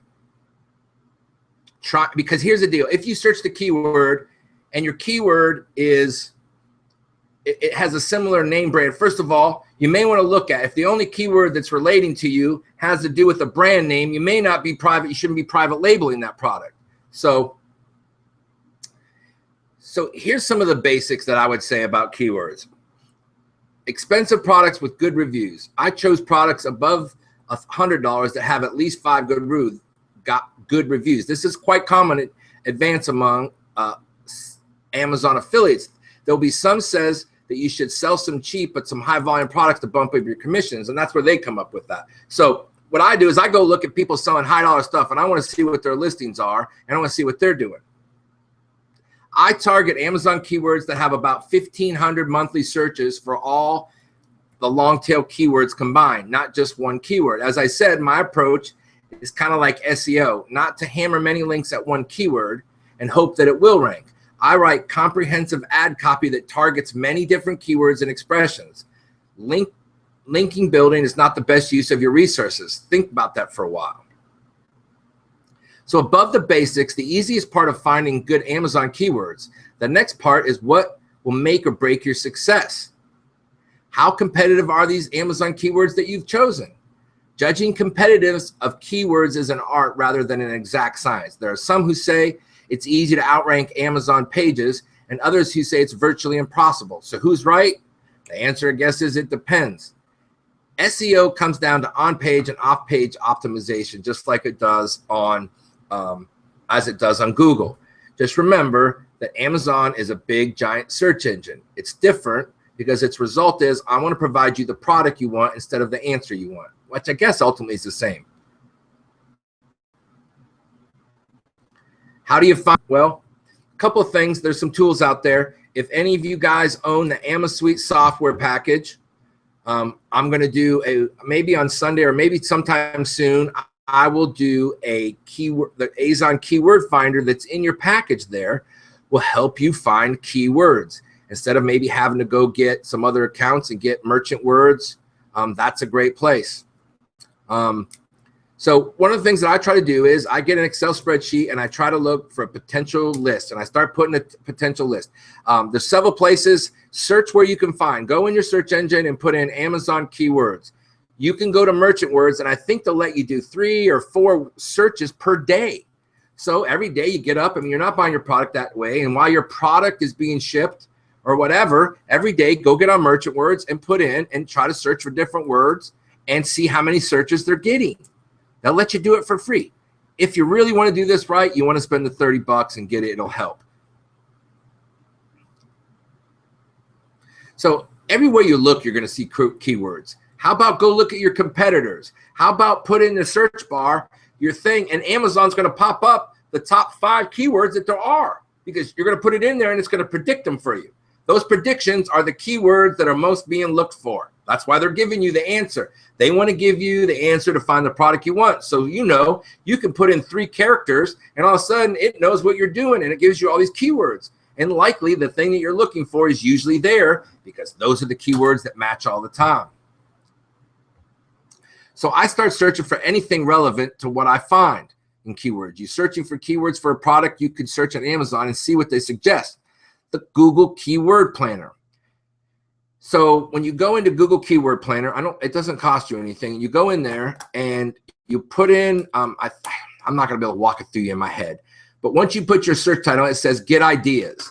And then Amazon goes out and literally will search thousands and thousands and give you a report of all of these keywords that are associated with that main keyword or that main title that you put in, and it will give you everything. I mean, it'll give you 800, 1,000, and then it'll show you how many searches are being done on Google. So you put that in your file. You go capture all 800 of them, and you put them in your file. You know, I suggest you you keep looking, and you know, there's things in there that are going to have to take a big jump. So you could do it forever. For the sake of this article, you know, me telling you this tonight, you know, you can download a CSV file and give the suggested keywords and use that and put it in your other file. So here's another secret that I want you to write down. Okay, so when you're researching keyword competition, the best tool I've found for researching keywords is Moz, M-O-Z, SEO toolbar, and it goes in your Chrome browser. What this tool does, it allows you to search for a keyword and quickly see the domain authority and page authority for all its results. And I'm not going to go into explain all that, but if you want to go look that up, basically it shows you how powerful those keywords are as related to websites and things like that and how they're working and what the search components of. So the Moz SEO toolbar, you install it, you put it on there, you click it, and then it'll show you those keywords that are associated with it and what their power is. Domain authority and page authority are 2 different things, and it would take me longer to explain, and we don't have enough time to do that. So that's keywords. We've talked about titles, we've talked about keywords, we talked about bullet points. So those are the things that we've touched so far. So I'm gonna look at the questions again.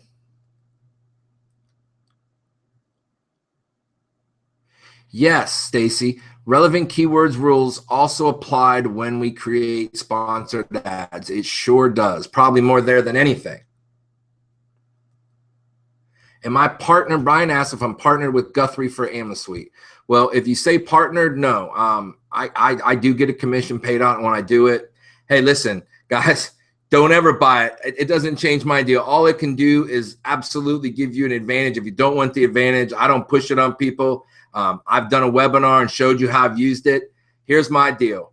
If you're not willing to spend $37 for a product that does what that software does, you don't deserve to be selling. Or you don't deserve to be selling if you're doing other products that actually change the way in which you search. So if it isn't that, go find something else that works or doesn't work. To be able to help you find more product. Because number one, trying to find a product is the hardest, the most important thing you do. So here's the deal about AmaSuite. AmaSuite is $37 to try it for 3 months. And during that time, you can get 100% back in your money. So $37 for 3 months, and then it's $37 after that. Now you can buy it all at once and not make payments for $197. And I'm able to get you a $100 discount for it. So you buy it, don't buy it, it's not changing my day at all. So no, Chris and I know Chris, and let me tell you, here's a magic thing about Chris and Dave Gwindon. Dave Gwindon's the software developer. He's actually the guy that writes the code and stuff for that. The very first, when I started, the very first product I bought and the first tool I bought was from Dave Gwindon, and it was a t-shirt software program. I got itchiness on my nose tonight, I don't know why. So anyway, Dave Gwindon wrote this, and he wrote these software. And so the very first time I ever bought any software to work online absolutely was from Dave Gwindon. So it was neat here a couple years later to actually continue to follow what he did and then be able to, use this software and be able to help so many people with it. If anybody has AmaSuite, go ahead and put it in there and tell them how it works. And Jason, yes, their payment plan is really easy. $37 for 3 months, and then every 3 months is $37. So for $10, so what is that? For $10 a month, you're talking about $3 a week. Trust me. So let's do that number. How much money do you think I'm getting paid on $3 a week, and how much do you think it impacts my life in any way? So, I say that because some people ask me that, like somehow there's something wrong that I get a payment. Guys, I spent 10 hours today. So if I get $20 somehow, somewhere along the way from selling or from that product being sold, I don't think that that's an unfair thing that somehow I get lunch every now and then and dinner on Chris for selling it. Because you could just go buy it from Chris, and he doesn't give me a commission, doesn't care. So that's why I have a link, and it definitely gives me a dinner every now and then. So let's talk about product descriptions. Product descriptions, which is another important thing. Guys, we know that the competition on Amazon is getting more brutal by the day. Why spend all that time and money creating a product or a bundle and then wimp out on your sales copy? So these are some of these things, even the bullet points that I want to talk about, and this relates to that as well.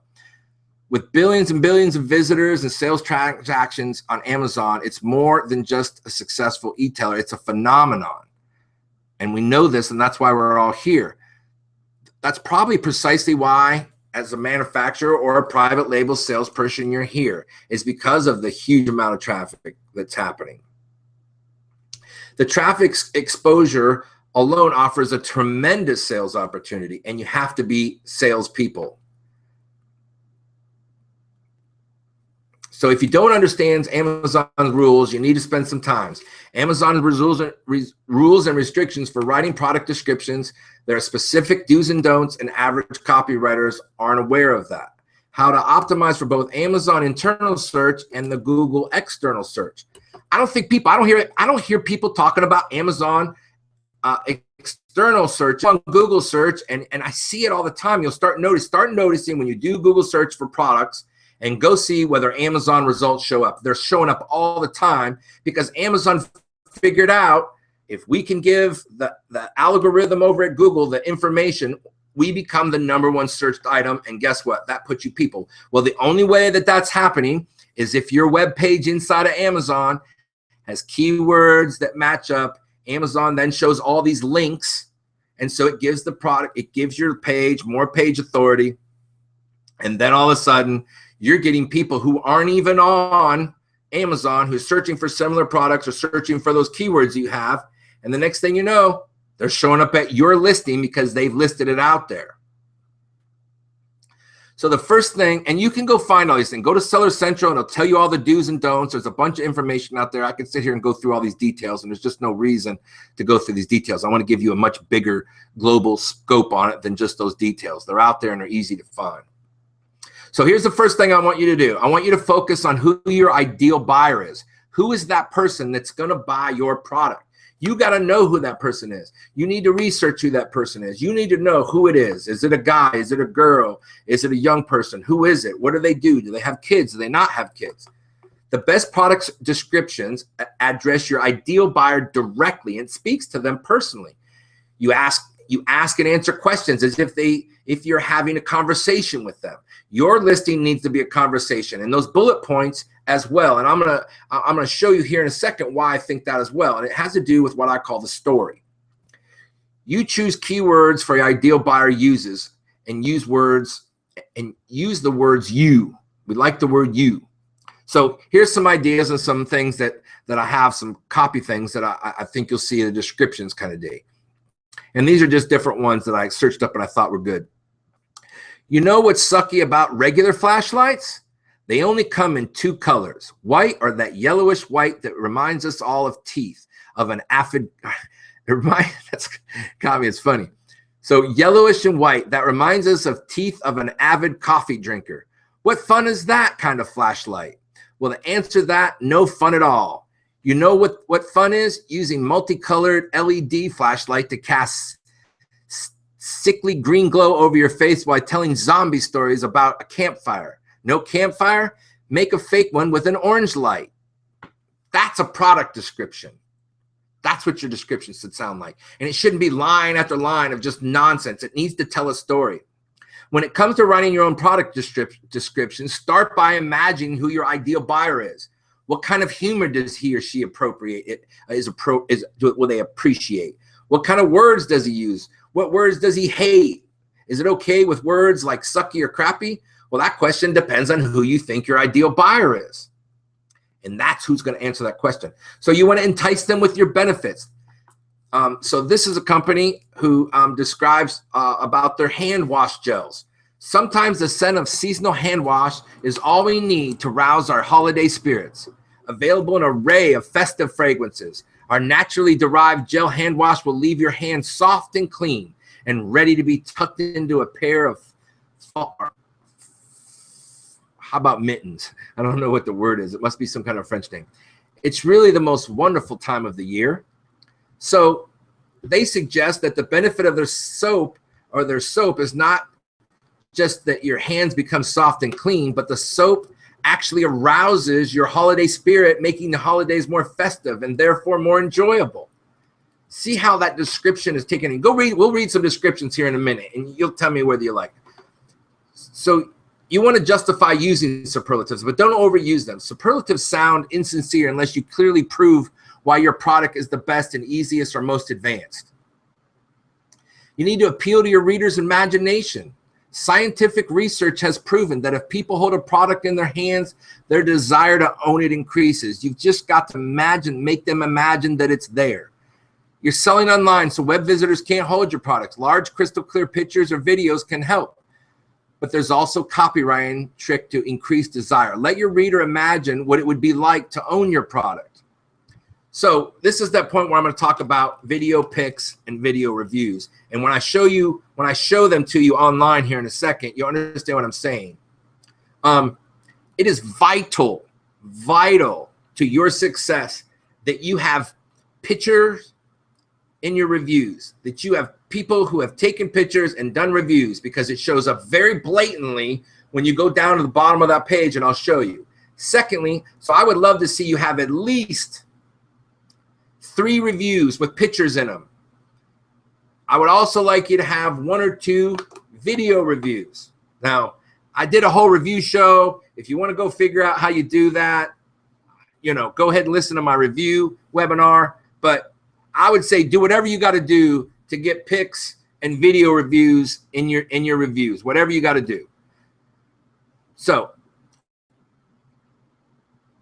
here's another one that I thought was neat.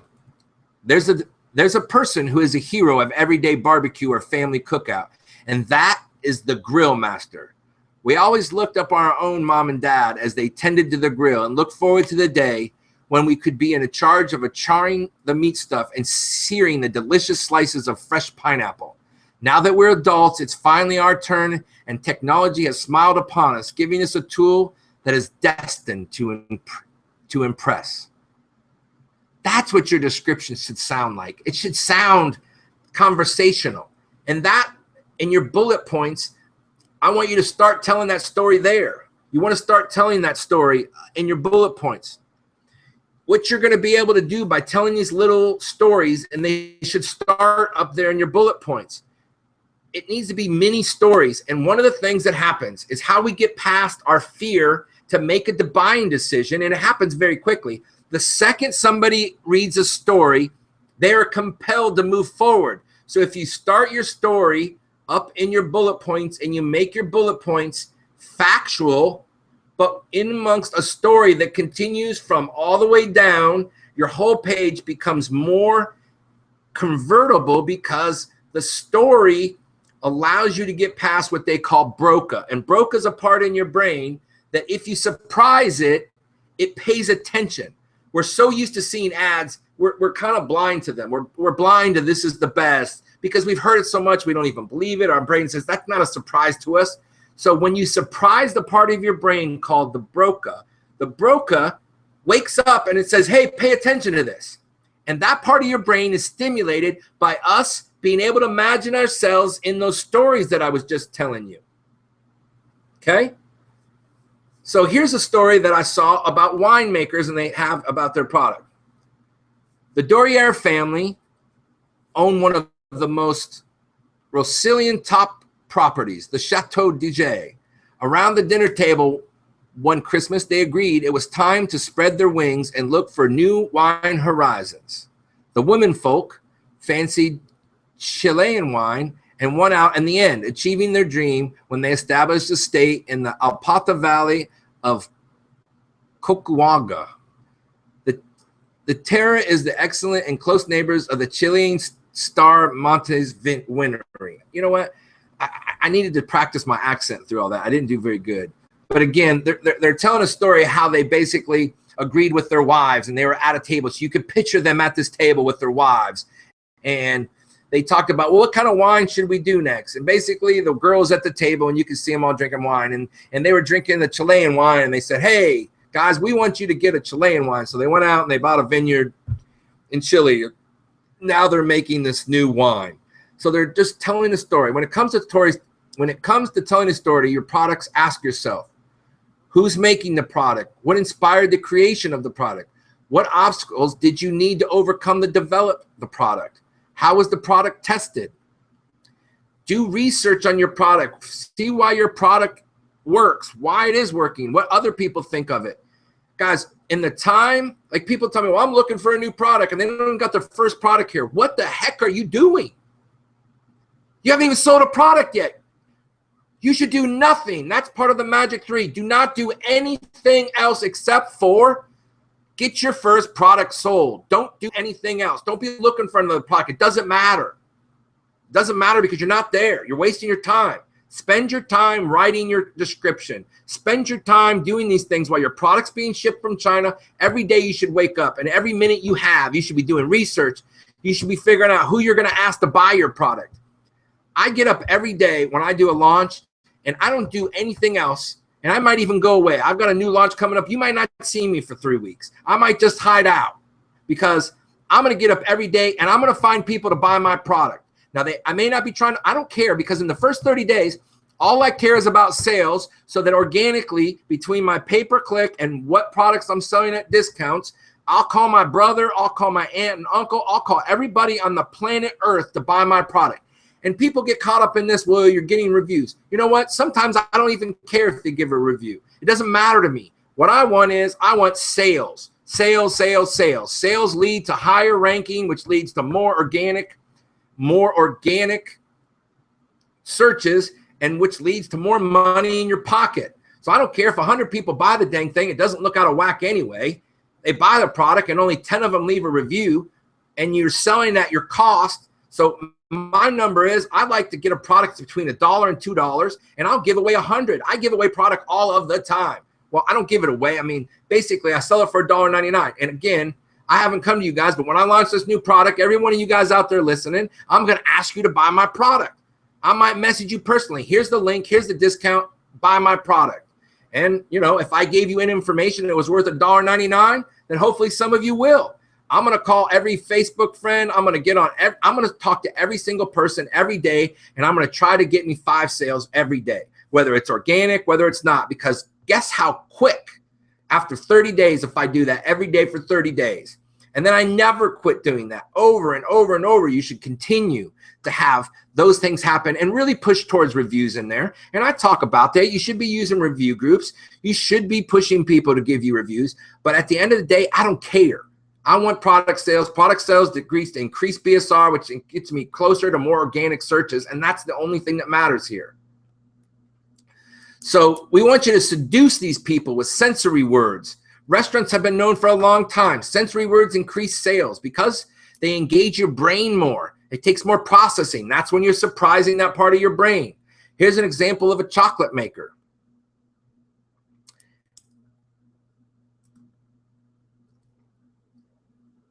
Let's see here. I think I might have cut that out. Oh. Green and black sensory objectives just don't refer to taste, but it also returns to sound, touch, crunchy, smooth. Those are the kind of things that you want to get. You want to be able to touch that product and you want to use that in your bullet points, but you want to relate it to the features of it, but you want to be able to you want to start telling your story. You know, that's where in your bullet point, feel like Christmas. You know, this product does this for you. Feel like Christmas and keep your hands soft and, you know, not dry when you're using our product during the winter. That might be a bullet point. So adjectives are tricky words. Often they don't add meaning to your sentences, but you're better off deleting it if they don't add meaning. Remember, words matter, and every word matters to what you put in this thing. Every single word has a purpose. You need to be deliberate in everything you do on your listing.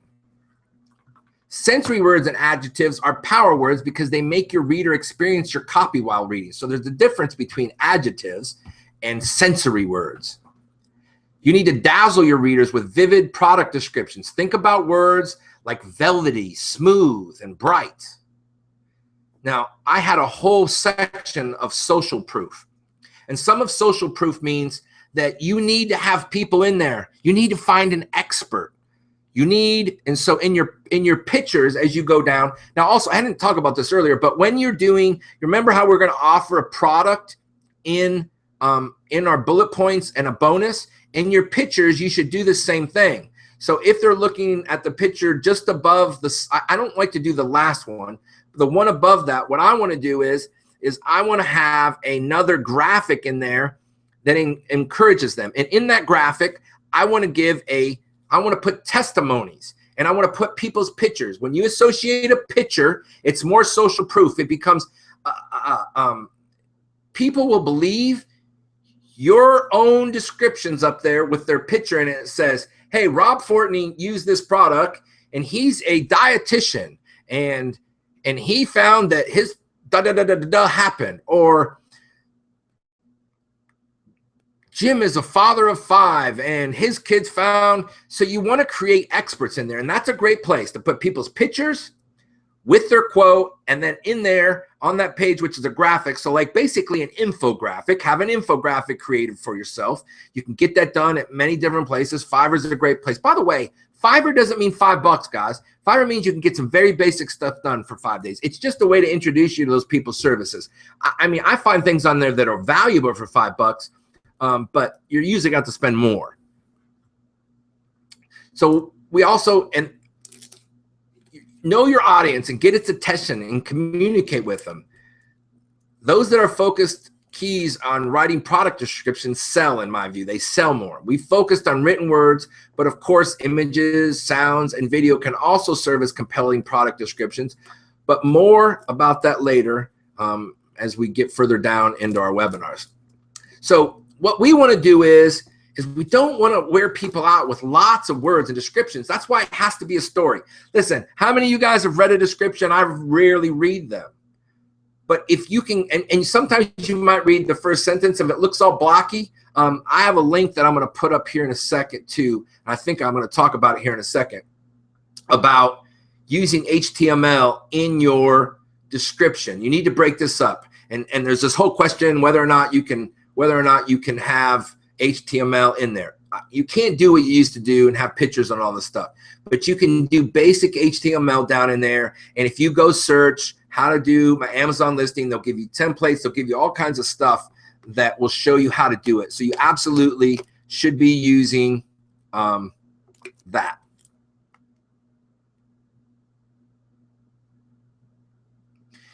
Yeah, hey, Jason, I'm not opposed. And he's talking about making $600 a month on a product.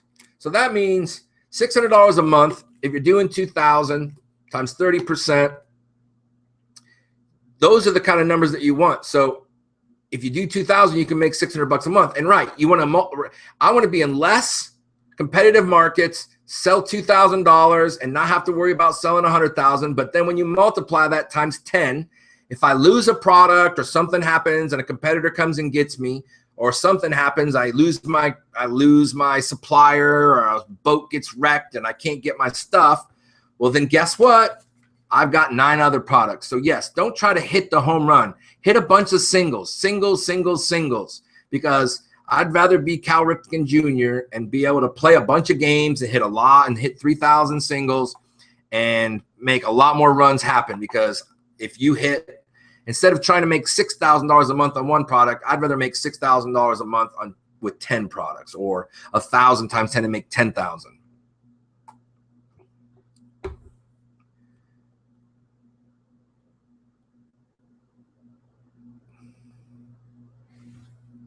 So you should do an exercise and start to jot down notes on sheets of paper. And when you do that, your thoughts will start to come together. You need to definitely take time and do this.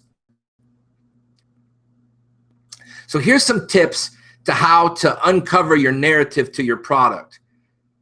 I understand that not every site has professional copywriters churning out their copy, so that may be hard. If the idea of producing a lengthy narrative feels downright ambitious, try these steps. So here's some steps how you can write great copy, because I think this is so important. So first, you need to brainstorm. This is going to sound a little hippy-dippy. By the way, I'm going to use that, and we're going to do hippy-dippy, and I'm going to do a webinar called Something with Hippy-Dippy. I don't know what it'll be, but I love that word. So this may sound a little hippy-dippy to some of you, but think about the product you're selling and write it down, and anything that comes to mind. Seriously. If you'll see behind me, I've got my whiteboard, and it's full of just brainstorms. I'll be sitting right here, and I have the marker. I'll sit right here. I'll jump up, and I'll turn around, and I'll just write it down, and I'll sit back down. So you want to brainstorm. If you're selling a tractor, then the name Bessie the Cow comes up to mind. Just write it. Feel free. Don't have limitations. Feel free to say stupid things. Feel free to do stuff that no one else knows. That's what brainstorming is about.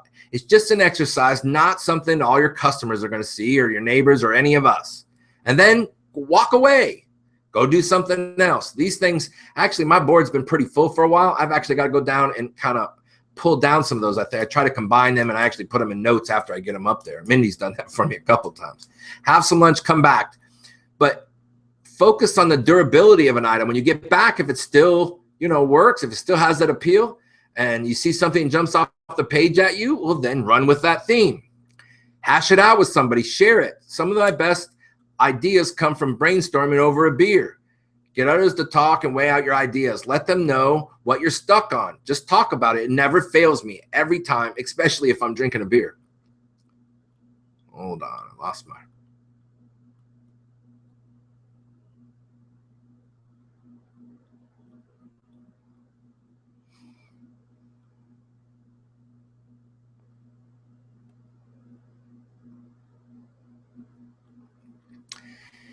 Here's the hard part. You want to try to write a story about the theme that emerges. I've been able to produce 1,000-word long forms about a product, but even a 100-word story is great. You don't need big, giant stories. So I could write forever on a product. I also try to come up with at least 5 headlines in my long form story. These can end up being a great email subject line if you have to send stuff to your customers or whatever. And I talked about the great way in which you can communicate with your customers and how Feedback Genius can help you do a lot of things like that. And previous, and you haven't seen those other ones, you need to go look at them. So those are ways in which you can guide. It's important to ask the question to people who made it. If you can talk to the people who made it, and obviously in China that way, but look for people who maybe do similar products and look what they're doing, who maybe have national brands.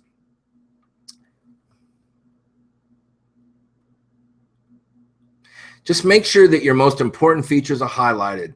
Customers should have all the information they need so they can choose to make a purchase. They shouldn't have to question whether or not you can hang your TV on a wall. Is the selling benefit obvious? Make sure that it's obvious to the customers. It shouldn't take anyone too long to find the selling points and key features for anything they want to buy. Does the tone match the audience? Does that make sense? So we want the tone to match the people that you're talking to. Be careful not to be too self-indulgent. Speak to your audience in the tone they would expect. You wouldn't use words like flirty if you're selling Norwegian sweaters, or sleek if you're peddling custom construction boots. Make sure that it's appropriate for your audience. Be clear and concise. So once you get your page done with all of these things, you go back and I want you to edit it. I want you to edit it 2 or 3 times. Then I want you to save everything. Literally make a file, go in and save all your bullet points, and make a file of version number 1. Okay? Then what I want you to do while your product's coming, I know this sounds like a whole bunch of work, but it is a business. And so I want you to go back in and I want you to recreate the whole dang thing again from top to bottom. Don't use the same stuff. Try to come up with new things. Come up with a different listing. And if you really want to do the work and you really want to be prepared to be successful, do it a 3rd time. And then over the first month or 2, start using different ones. You have to use one at a time. You can't combine them and mix them all up, because if you mix them all up, I'm not saying you can't use great terms in there, but look at different titles, look at different things so that you can find out what converts the best. Because if you're not experimenting with, you can't find out who should be the person that you should to. So that's pretty much most of my stuff for tonight. I hope that some of it. So if you're interested in the Amazon GorillAz small groups, the reason I like it is because it's like a team and you can move in one direction. You also can help each other with reviews. You can vote down bad reviews. You can vote up good reviews. Consistency and seeing the same people and friends. So I think it's very important to get involved in that. So what I'm going to do right now is we're going to go in and, yeah, this will all be on YouTube when we're done. Yes, the webinar is being recorded. And if you go to the webpage, AmazonGorillaz.com, and it's AZ, GorillAz. And if you go there, give me about 30 minutes after we still have a link, and you can get this, and you can get that link to some of those forums. So are any of you guys interested? What I'd like to do now is I'd like to go over to Amazon. First thing is anybody out there willing to come on and appear in the webinar and maybe talk? If you think you have some graphs, if you don't have a video, I don't care if we see you, but I'd like to go on and share screen some listings and actually put our hands and touch some listings and kind of evaluate it together. And I'll take 2 or 3 of you. I can put a link in the chat box, and all you got to do is you'll click that link, and then you'll appear down at the bottom of the screen here with me online, and then you can kind of get in here with me, and it'll just have me keep from talking so much. Anybody willing to volunteer, or do I have to do this by myself?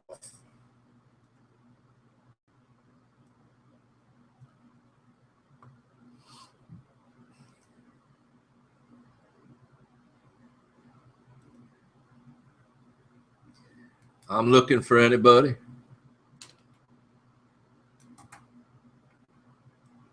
Anybody down for coming and helping? All right, so I'm gonna put this link in here. So if you want to come and hang out with me and help me make some comments on these listings I'm going to show, I just put a link at the bottom. All you got to do is click on it and you'll come in the room. So if any of you guys want to come in and be stars on the Amazon GorillAz webinar, Miss, you don't have to do anything. We're just going to talk. I'd just like to hear someone else's voice while I'm talking, and we're going to evaluate, and you can comment with me and tell me I'm wrong or tell me what you think. If you've written stuff, if you've written some, well, Jason, let's look at yours.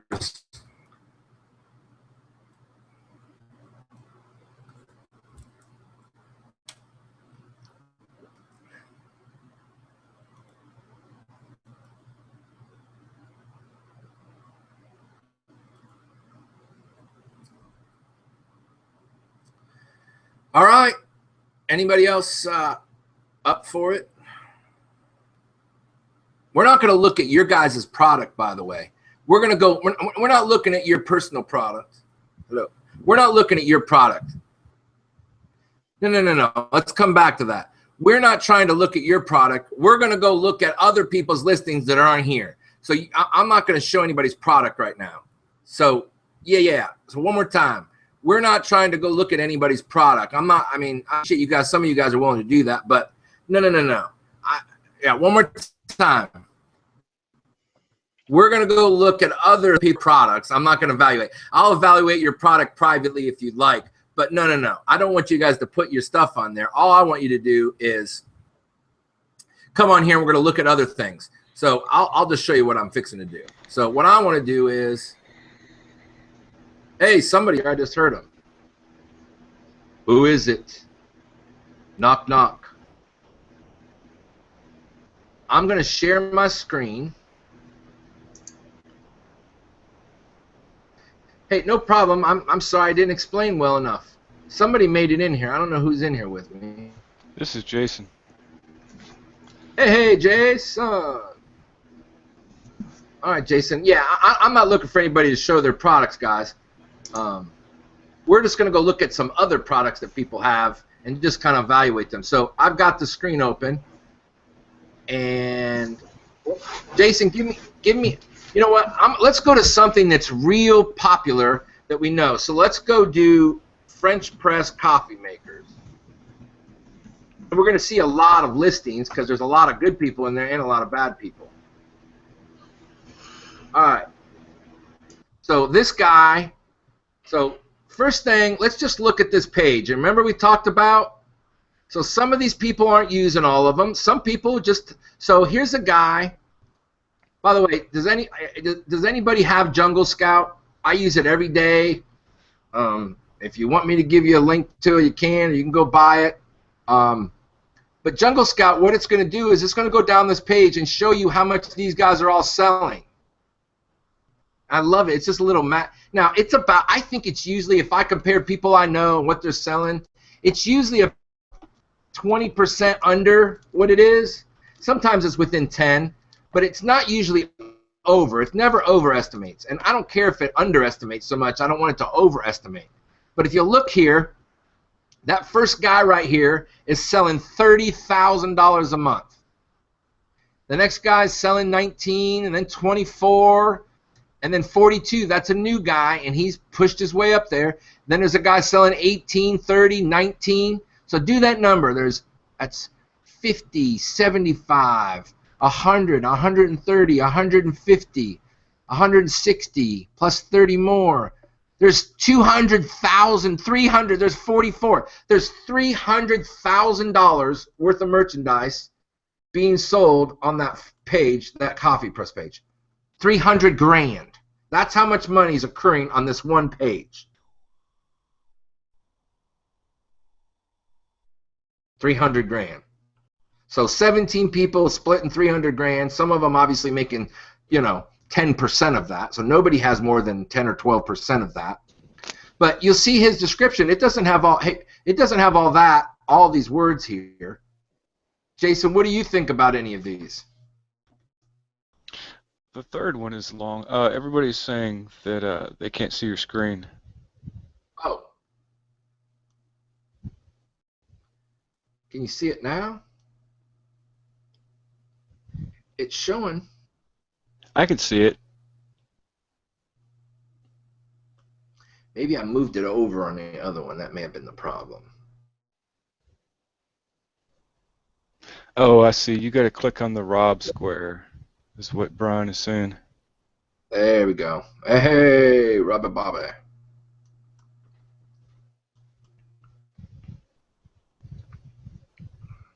Also notice me and Brian and you are admins and the rest are public. Yes. Maybe that's why they can't see it. Oh, I know. Present to everybody. There we There you go. go. I'm getting it. So on that list, on that page there, I would say out of those four, the first one is really, the photo grabs my attention. Right? The third one kind of does, but then again, it looks funky. And they all have the brand in there, and I've never heard of any of them. That's a good thing, isn't it? So that shows you don't have to be a name brand. Let me tell you who the best guy is. It's the Arrow guy. He's selling more than anybody. This guy right here, AeroPress, that guy's selling a bunch. I think he's selling $50,000 a month. Wow. So let's go look inside of one. So why is he not on the top of the list? Because somehow the parameters that put him on it, because remember, it's not what you're selling as BSR. I don't know. Let's look at his BSR. He may be listed differently. He's got a ton of reviews. 4,000 reviews. Well, he's doing 40. He's doing 600 grand a year. Yeah. 600. And so, you know, he's got this price down to nothing. He's probably making a 40% margin on it.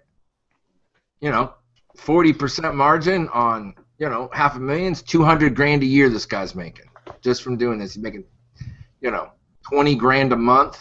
Right. Profit. Okay, so let's look at his. So let's look at his picture. So his picture is zoomable. If I tell you this, I don't think, well, that little thing there, they're never going to mess with him on that. You're not supposed to have that filters included, but you can zoom in and on his stuff pretty good. I don't think it's, I can tell you this, that is not pro. That looks like it was shot with a cheaper camera. That is not pro pictures. And he's still selling 40 grand a month. But those are definitely not pro pictures. See the shadows, all that stuff, and his background isn't white. I'll guarantee you that is not pure white. Looks white. I mean, look at the white on the filters. The white on the filters is whiter than the background, so it's not pure white. But that doesn't mean he can't sell. That just means, you know, maybe that's why. Hey, you know what? Maybe that's why he's not number one. I don't know. Yeah, those are not pro shots. I mean, Look I at could that. get some. See how? Go Look ahead. at the jagged edge on that photo. Yeah. The background was He's not taken out even of like it. that. Yeah. So, you know, and listen, is he still selling 40? Does that mean you could? Yes. You could, but the point is that you're competing with this guy with 4,000. I want to give, you should have every reason you can take advantage and every reason why they want to rank yours. You see, you can even see in the bottom of his cup there, you can see the flash. I mean, somebody does a little Photoshop, it'd fix that in a minute. Now, that was taken by somebody who has a little bit of a you know, a photographer of some sort. That's not a bad pick. Let's go over here and look at his bullet points. I love his bullet points. I love them. See, it starts off, and they're all caps. It sets it up so it looks like something you can read. I mean, these lines are so small. Using the ideal water temperature and gentle air pressure, brewing yields a rich flavor with low acidity and without bitterness. Richest. Total immersion brewing results in a uniform extraction of the ultimate and full flavored coffee, or full coffee flavor. Purest. Micro-filtered to grit-free coffee. Unlike other press-type coffee makers. Fastest. 1 minute from start to finish. The actual press time takes only 20 seconds. And it's made in the USA, and it's patented. So there's an excellent, I think, bullet points. I might go two in, 3 in, you know, but their words they obviously want you to see is smoothest, richest, purest, fastest, which is all words. What do you think about those? Do you think those are good? It's easy to read, and it's not the exact benefit feature pair, but it is very close, which is what you do in sales. You know, the feature is smoothest, the benefit is ideal water temperature, blah blah blah, lower acidity, no bitterness. Yeah. So again, now see them. Now they've got HTML here. I think all of this on the right here is all legit. You can do all of this with HTML right now. So you can get all this. I know there's some weirdness about these pictures. I mean, obviously they're getting away with it, but they probably had this up prior to that new ruling. So the idea, though, yeah, because they've got this over here on my screen. I just saw that. And it's also being sold by Amazon. So is it? You know what? And they bought them out. That's why. Right. They basically said, okay, well, you can now. We're just going to take that over from you, and we're going to be the seller. We'll buy it from you. They've got a video. We can't have a video, so yeah, it's definitely there. You go. So, okay, so there's an example where Amazon is the owner of this product, and they are not number one.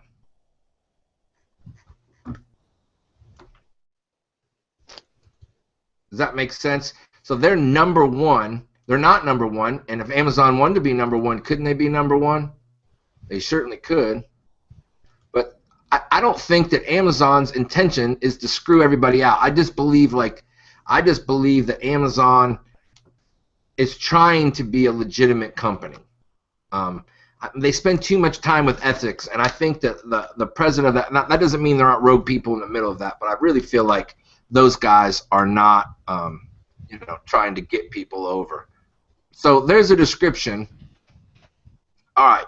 So if you stuck around, I'm going to give you something that I think is powerful. Anybody can put in questions and answers. It certainly could. But is that Ollie? Our intention is to screw. Oh, it's David. I just believe that. Hey, David. Yeah. If you can turn your mic off, and then I'll call you here in a second, and you can come back on, because what'll happen is it'll echo. Okay. See how I do that. It's at the top. Or not trying to get people. You pulled out. There you go. Oh, you went out. But all you got to do is you come back. You hit the camera. If you press the mic, it says mute microphone. It's the top of Google Plus there. Or if you can find out where to do it. But, okay, so here's one of my magic things. And Jason, I don't know if you thought about this or not, but customer questions and answers. So here's a big section of your page. I mean, you go down, and if they're down in here and they get to this, you'll see that about most things, people aren't putting, like, there's no questions when you first start for sure.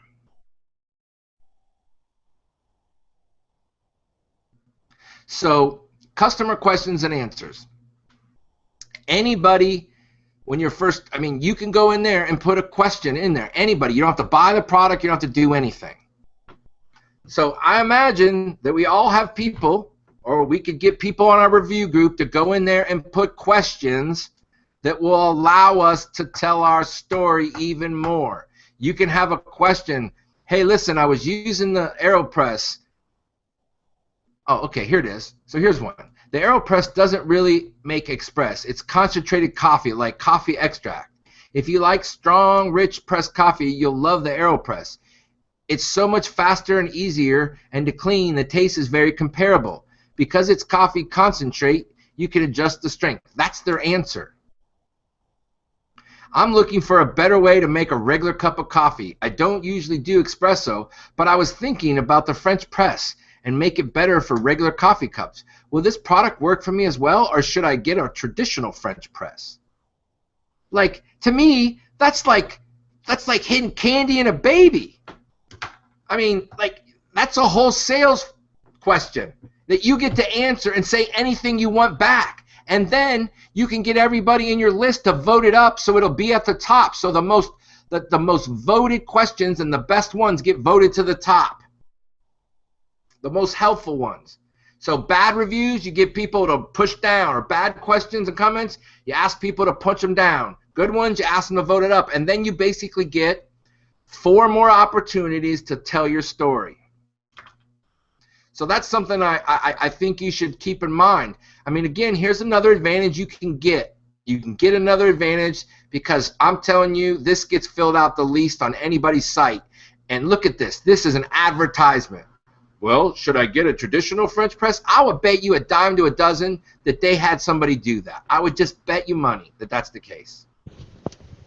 What do you think? That question seems a little fishy to me. Fishy? Yeah, it smells like rotten fish to me. Yeah.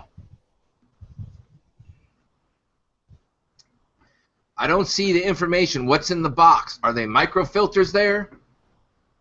Does it come with filters? Now, see, here's another setup one. Being that this is completely plastic, do you get that gross plastic chemical taste that you get from your common everyday drip machines? Of course it doesn't. None whatsoever. I don't recall any order when I first received after many uses with no plastic smell either. Remember, you only have to hot water with AeroPress for about 10 seconds, and then you plunge the extract through your coffee. So that was a customer answering it and not, you know. So I think there's a great opportunity, and I don't think I've ever heard in anybody's webinar. Chris says, do not push down bad reviews. What's your opinion on that, Chris? You can come over here and tell us. Chris says, do not push down bad reviews. Amazon punishes you for that. Well, we can't vote them down, but customers can. You shouldn't vote them down. Of course not. I'm not saying that we should go on there. I'm saying we should have, you know, people that we may know or people in our groups, have them decide whether it's now. So, yeah, I don't think you can go up there and click them down. I think that would definitely be a problem. And you can't tell 50 of your friends to go out there and vote it down all in one day. Spread it out. No, always. Yes. Listen, some people just, I mean, I can't make everybody get that, you know, you're going to have to use some brains in some of this stuff when you're doing it, you know. I mean, yeah, if you go have 100 people vote it down in one day, that's like, hey, can 5 of you go vote this down in the next week, you know. Because you're looking, I mean, the most one has 23 reviews. It's not like you have to have tons of them. That's 23 votes. I mean, you're going to have, the bottom line is, I don't care. I'm going to tell you this right now. Well, look, so they have how many thousands? And they had 228, right, questions, and they have how many? They have 4,000 reviews. So now we're talking about not even 5% of the 5% that buy. So if you multiply 90% at least, probably more like close to 95% times the 4,000 reviews, that's how much they've sold. So less than 1% of people. So I'm saying this never gets full. So if you can get your people that you know to ask questions, you can answer them, or you can have other people answer them for you, and you can own this place right here for at least some time. There's only 200 people, and this is something that's probably sold, I mean, I don't know, what are they selling? 100,000 of them? Anyway, that's not something that, you know, you have to do. I'm just saying those are things that I see that are helpful, that are out there, that are easy home runs. So there's one. Let's go look at another one. Let's go out of this category. Let's go look at barbecue gloves. Because there's a lot of crap over there. All right. Hey, David.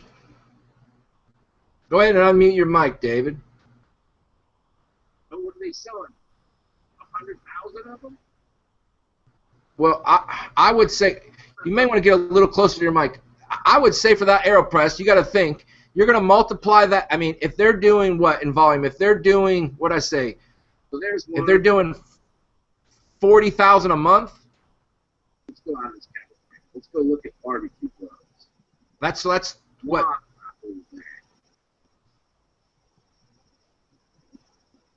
All right. Hey, David. Oh, you're behind me quite a bit. Yeah, why am I still echoing and I had it on mute? You know, you're echoing because what's happened is your server's a little bit behind us, so you're not hearing this for a couple of minutes live. Right. If they're doing.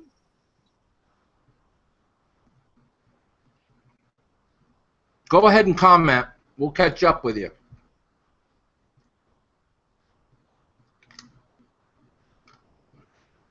All right. He went away for us for a minute. So now we're over on the barbecue gloves. So here again, here's somebody with more reviews, and that doesn't. But this is the #1 bestseller. So they don't even have crazy. They're the #1 best guy. Now they've kind of front-loaded this some. That's keyword bombing right there. So here would be my question. Are you willing to risk a business? Let's look how much money this guy's doing.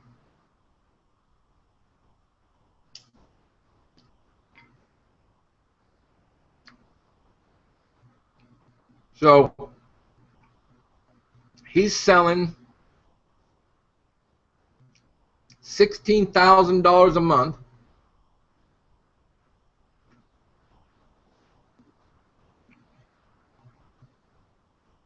He's selling $16,000 a month in these barbecue gloves. And he's risking getting his account suspended because he's got all these keywords in it. What do you think about that?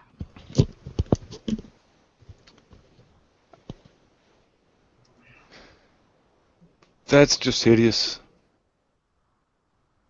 I mean, I'm not willing to lose my account over.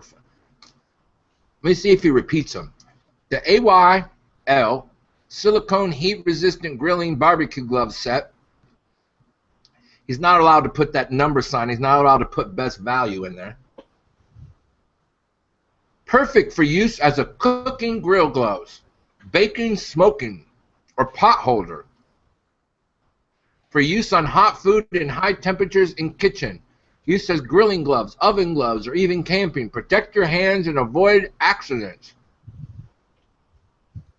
Insulated, waterproof, fingered glove grip. Far more protection and easier to use than oven mittens. Well, at least it makes some coherent thing. But as you can see, look how much he has, but guess what? It's that much, no more. But there's a time and place for everything, and the title is for AYL silicone heat-resistant barbecue gloves. The rest of it goes in your description or your bullets. That's just hideous. Right. It looks like, well, you can tell he's a reasonably new seller. It's not like, I mean, I bet he's not been on there years. I lost it. I'm sorry, guys. So, you know, I mean, this is the easiest white label thing that was out there. Right. I mean, all he did is put that on there, and now he's got a. I mean, that's a white label. It's not a private label. I mean, if he had some kind of drawstring on here that closed the end, maybe, and no one else had that, then I could. And no one else was doing that, and he got that done specifically by the manufacturer. That might be what we call private label. It's used interchangeably. So he's done some really basic HTML here. I can live with that. I would never do this. I would never run a line. No one on the earth is reading this past that. It's too weird for us. Like our eyes won't focus. So you see across here, it's all this weird stuff. That's just bad design. I mean, and you know, the guy's obviously not a designer, so he wouldn't catch that. I also saw, if you see up here, if there's one word that drops down and it's a single word, it doesn't look good. So you either got to go down and add in 3 or 4 words so it doesn't look ridiculous. You know, if you can get your point. But I don't, because I saw somebody earlier that had it drop down. It's just how you set up stuff. It's just not as aesthetic as much. You know, if you have that space in there, it drops that down weirdly. Yeah, I'll try to keep mine to one line max. Right. I think it was yours I looked at just a minute ago. I think one of them was. So he's got, okay, so he has nobody's voted anything out, and he's got 3 questions. You see what I'm saying? Like, you can own that section on, no matter what, on your page. You don't even have to vote it up and down. You get 2 people to vote on those things over a week. Guess what? You own this. I think it's space that you can have on your page and just a little bit of thought process. Now, here's the things that I think right here. I'll guarantee you, he paid for this, I'll bet you. Yeah, top reviewer, top 500 reviewer. Right. You should find somebody in your life that's a top 500 reviewer somewhere. But he did a video review. This guy's getting paid, man. Hi everybody, this is BBP with a pair of silicone GorillAz by AYL. They shipped with this big bag and a little printed piece of information inside. That's an insert. It's stated for -40 to 230 Celsius, which is the maximum in Fahrenheit of 425 degrees. They're very thick and they're textured with these bumps for extra grip.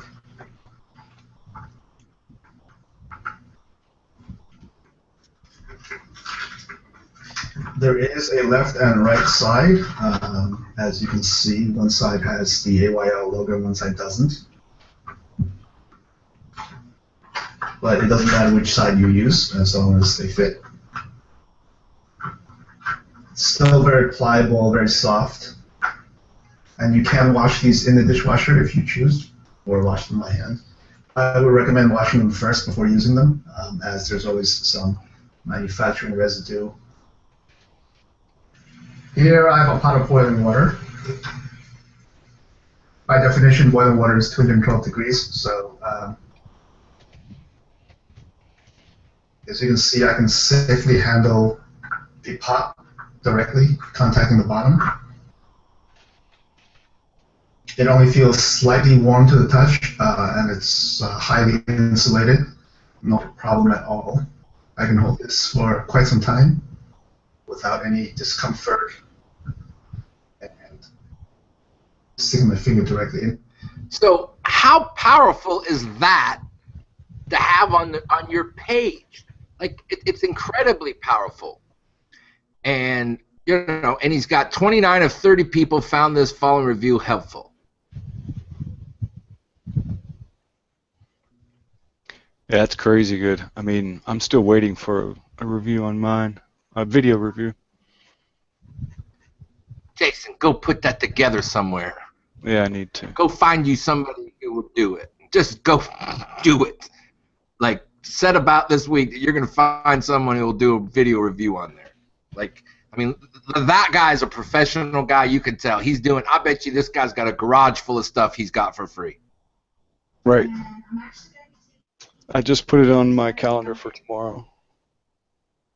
I mean, it's two, and then do you have pictures up there too? I have one review that has pictures. All right. Go get that done too. Look here. So all this is some, I mean, how quick did this take? I mean, she's going to put 51 seconds. She's got a cell phone, and she's recording it. Mm-hmm.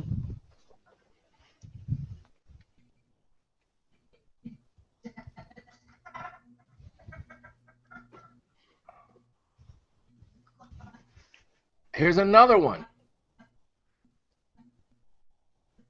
Another top 50 reviewer. You don't think he's paying for these? He's paying. If you want to see what people are doing and you want to see what people are doing to be aggressive, could you imagine being in barbecue gloves when you got guys who are skilled like this, who are gaming the crap out of you, who have a system? This is what I do. I want to overwhelm you. You're not going to come mess with me. I'm going to have a lady in her kitchen with her cell phone recording her putting a chicken in her hand. Mm-hmm.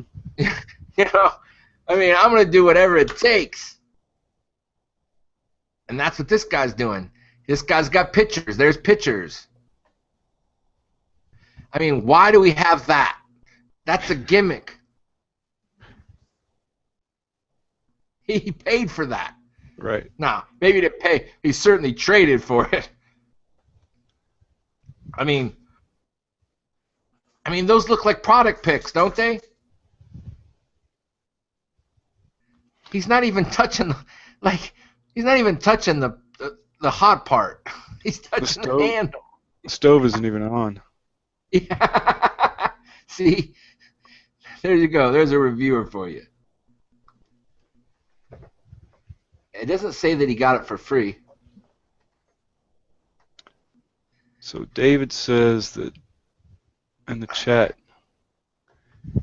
you can get what does it say?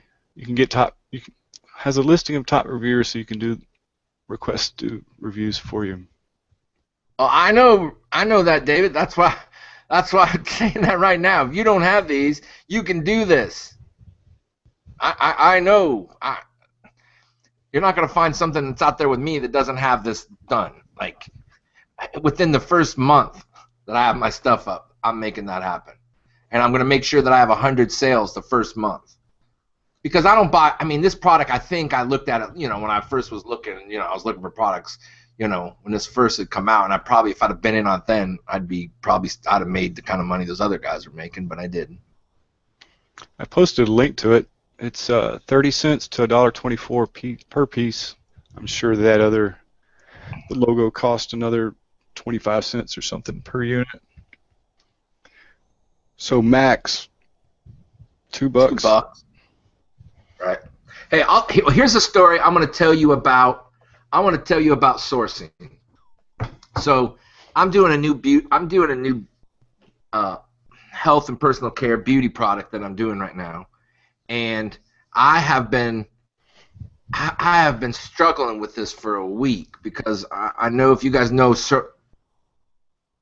sourcing stuff from China, and depending on who you get on a phone and what they're doing and what they're not doing, is very difficult. They'll send you emails and they won't send you emails. And so I've got a sourcing agent who's helping me, and I'm still having problems because I wasn't happy with how fast that was going. So then I was on it last night trying to close, to get my deal, because my problem is I've got 3 different things going on. I've got a box maker, because the initial MOQ was so high with the normal company. I went out and found a box maker and found it cheaper. I got a box maker. I've got somebody making one product, and then I've got an add-on product, and so I've got 3 different things going on. And so getting everybody on the same page is just taking me. God, it's taking me forever. It's like the most frustrating thing on earth. But I was originally going to be at about $1.80, and I will now be, because I put the time and effort in it, and I will be under $1. I'll be about 89 cents.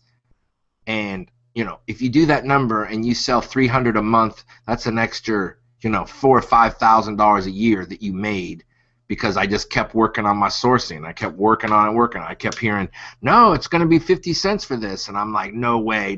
We got to get it smaller. We got to find the travel size. We got to find something. It's only an add-on to this that will make it perceive more value. And I was able to get the add-on for 15 cents instead of the 50 cents and 70 cents that I kept hearing over and over again. I just wasn't asking the right question.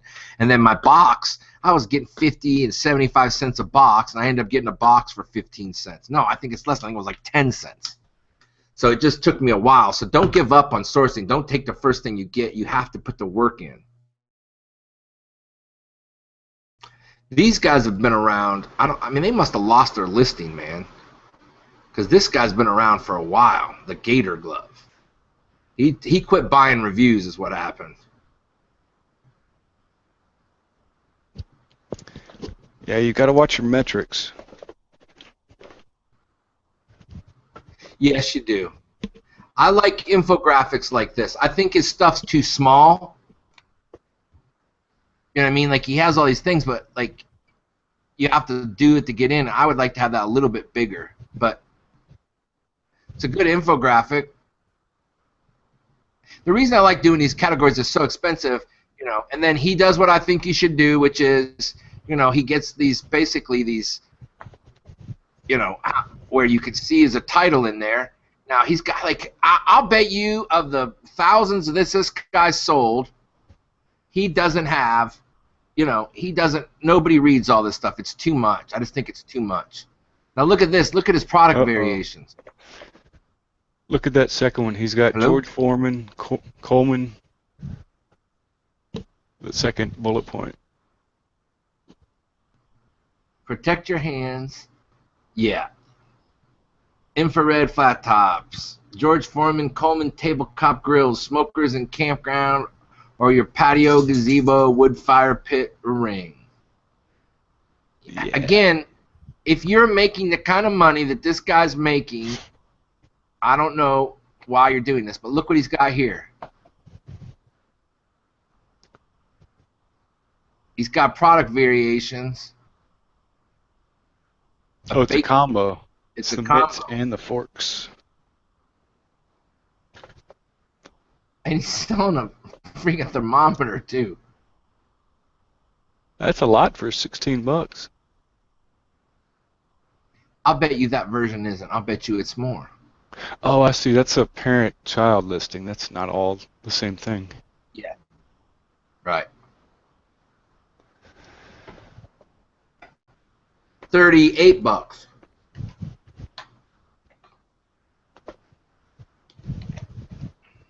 So, and got pink ones for the ladies. See his badges now. At least he took his badge. I'll bet you he got in trouble for his badges. So he doesn't have badges. It's likely he could get in trouble with that gator in there. He may be able to convince him that it's on the glove, maybe. Now, is that only on the primary photo? Yes. Like this guy right here, he's way out of TOS. Yeah. Yep. Way out. So he's new. He's got a big old picture. But, and he didn't front load the words.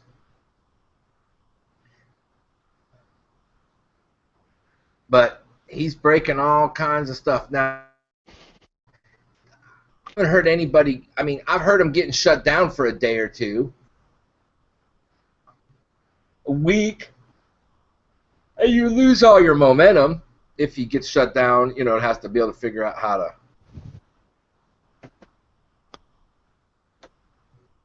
See, that is not a pro pitcher. No.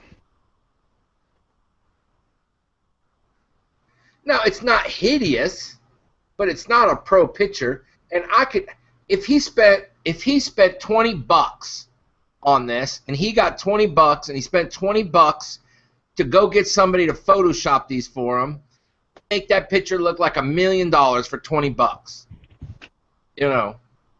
They take out all these. They take out that part right there. They would clean this all up. I mean, it's a high resolution. But and it's not that it's hideous. Anyway, and again, I'm not saying you have to do that. I just think if you're going to do it, I mean, Jason, that was you sent me that listing I opened up, right? Right, the funnels.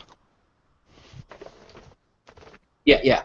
So, like your first picture, if you go spend, like I noticed that you got shadow in there and stuff. Yep. If you went and got that in a Photoshop, there's a guy in the group, and his name is Kenny South, and Kenny, for like $15, will take all those pictures and Photoshop them for you and improve them a lot for next to nothing. And if you need his deal, and I don't know if you're interested in that, but that first picture, I think it could pop out. And like, were they chrome or silver or something? They're stainless steel. Or are they all? See, they don't look real shiny Right. in my version. And he could brighten it all up and clean it up, and I think he would make your picture look it would just be a more quality image. I mean, there's nothing wrong with it. It's just, for $20 you could make all those pictures pop a little more. And I did those, as you can probably tell, on my kitchen counter. Go spend the $20. Yeah. That's a no-brainer. Kenny South, I'll send you his stuff. But I mean, there's all kinds of people. Do you see what these guys did? These guys got the things extended. It looks like they're longer. Does that look that way to you? No, maybe they're not. That's just a bad picture. Yeah, it is. They look a little longer. I think it's because of the way they have it back here, though. Like, you see what I'm saying? Like, there's the bottom. It looks like it extends. And that may be just a perspective view. But look, so he went and he goes, oh, like he did the thing I would never do. Like, no one cares what color these are. Right. They just don't. That's I guarantee you this dude's sitting on, I mean, all that variation, I guarantee you this dude's sitting on all these. But he was at his house. He's like, man, I'm telling you, if I do this, it'll make them sell more. I mean, that's kind of fun to do. And you could use that. You could use the questions for that eventually. Hey, does this come in red? Well, now it does. Right. Anyway, I just don't, I mean, what is that? 3, 6, 9 product variations of the same item but a different color. I just don't get it. But, he's probably, well, let's see what he's selling.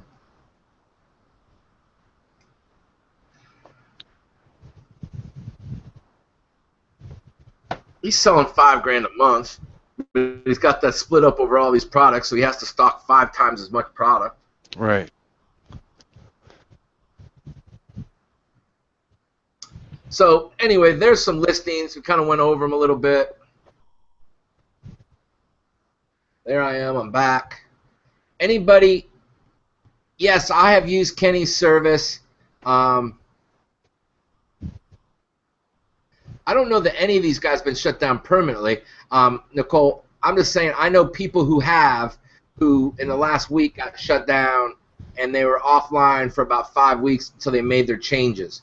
And sometimes when they look at you, they find weird things. Like, I can't remember what it was, but they said something free in the title, like BPA free or something in it, and they pulled them, and they took them. They had to keep changing everything, and they pulled them, and they pulled it because they had the word free in there, and you're not allowed to have free in the title.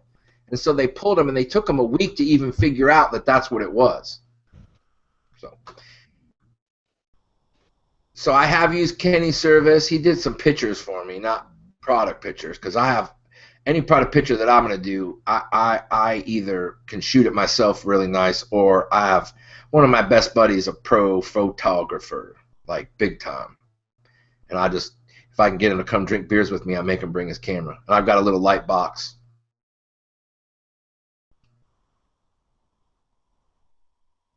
Yes, exactly what it does. It shows suppressed. All right, I'm going to get out of here because it's been 2.5 hours, and I have worked all day on this. So if you got any questions, I'll stick around for a second. You got any questions you want to get answered now, I'm down to answer. Hey, Brian, thank you for talking with me. It helps me from not, or I mean, Brian's in here. I don't know if Brian ever talked, or maybe you did. And then Jason, I appreciate you guys hanging out and at least helping out. Yeah, man, no problem. So, guys, hey, it's just easier sometimes when I'm not just stuck in here by myself, hearing my own voice. At least someone's communicate with you. It gets a little, it feels odd sometimes when you're just talking in a room to yourself and there's no interaction at all. And so having somebody sit with me kind of is a good thing, and to give some, to give some good perspective. Tell us where you're at in your business, by the way. Give some people some good stuff about what you're doing and where you came from and how you got there. Well, I just started in Amazon, and I started doing the retail arbitrage in last June. The funnels are my first private label product. I started that in November, right before the Christmas rush. Got them in right before then. It's a funnel, so it's not going to really benefit from Christmas. Right. But I did get it pushed through. Got it up to selling about 70 a month, just doing Amazon PPC, and now it's hovering right at that 70 a month. And I haven't, like I said before, I keep saying, I haven't touched it. I sent 561 in November and December, and then since January I haven't touched it except for just checking on the PPC campaign and tweaking the keywords and stuff, and it just. So what's your margin on that? I bought 2,520 of them for $1.33 each. It was like a warehouse fire sale deal. All right. So, so you bought that here. You didn't import them then. Right. Well, that's awesome. Yeah, because I've tried to source them and they're like $4 each, and I can't sell them at my current price. Right. What are you selling them at? $10? Did I see? $15.99. Woo! So even at 70 a month, I mean, you're making pretty good money just doing that. I mean, yeah. I think changing the world, but I get $10.92 per sale, and then they cost me about $2 total with the packaging and the label I had printed. 9 times 70. Like you said, about $650. Yep. Right? And I haven't touched it since January.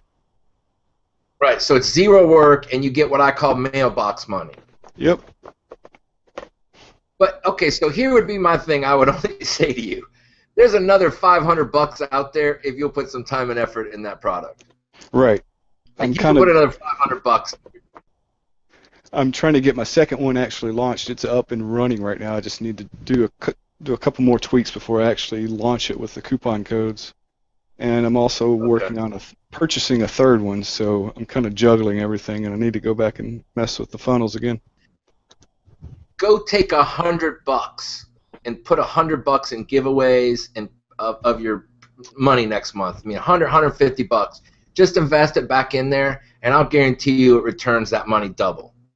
Take an afternoon and go focus on that for a day, and you'll make $200 more by doing that within the next 90 days. I mean, don't spend a ton of time. Anyway, I hate when I see money laying on a table that we should just pick up. But you know what? Again, you're making $600 and you don't do anything. So, who am I? It's $600. That's a car. You can go get a Corvette right now. You can handle a Corvette payment. So, you could buy a brand new 50-inch TV every month with that money. That's how much money that is. People don't realize $600.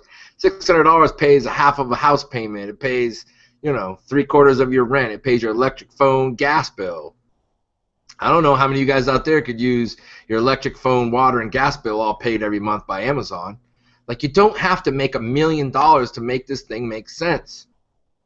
And if you're somehow able to be able to pull off 4 or 5 of those, now all of a sudden you're making $3,000 a month, and then people can start looking at, okay, well, how much more do I have to make to actually quit my job? And then if you were in a position like that, that means then you could go back and tweak all of those and get those making $6,000 because you have full-time effort in it. So here's what I did last week. My BSR was Okay. up to about 62,000. I hover on average without any touching anything. It's about 25,000 to 32,000 is where it hovers. Somehow it got up to 62,000. So I did the coupon thing in another group I'm in. I sold eight units through coupons. It got to 10,027. That's my point. You could be number one. You can be 7,500 BSR, and then you're gonna sell more just because of that. If you did nothing but every week try to figure out, you could go get 10 people a week to do it on promotion for $2. Mm-hmm.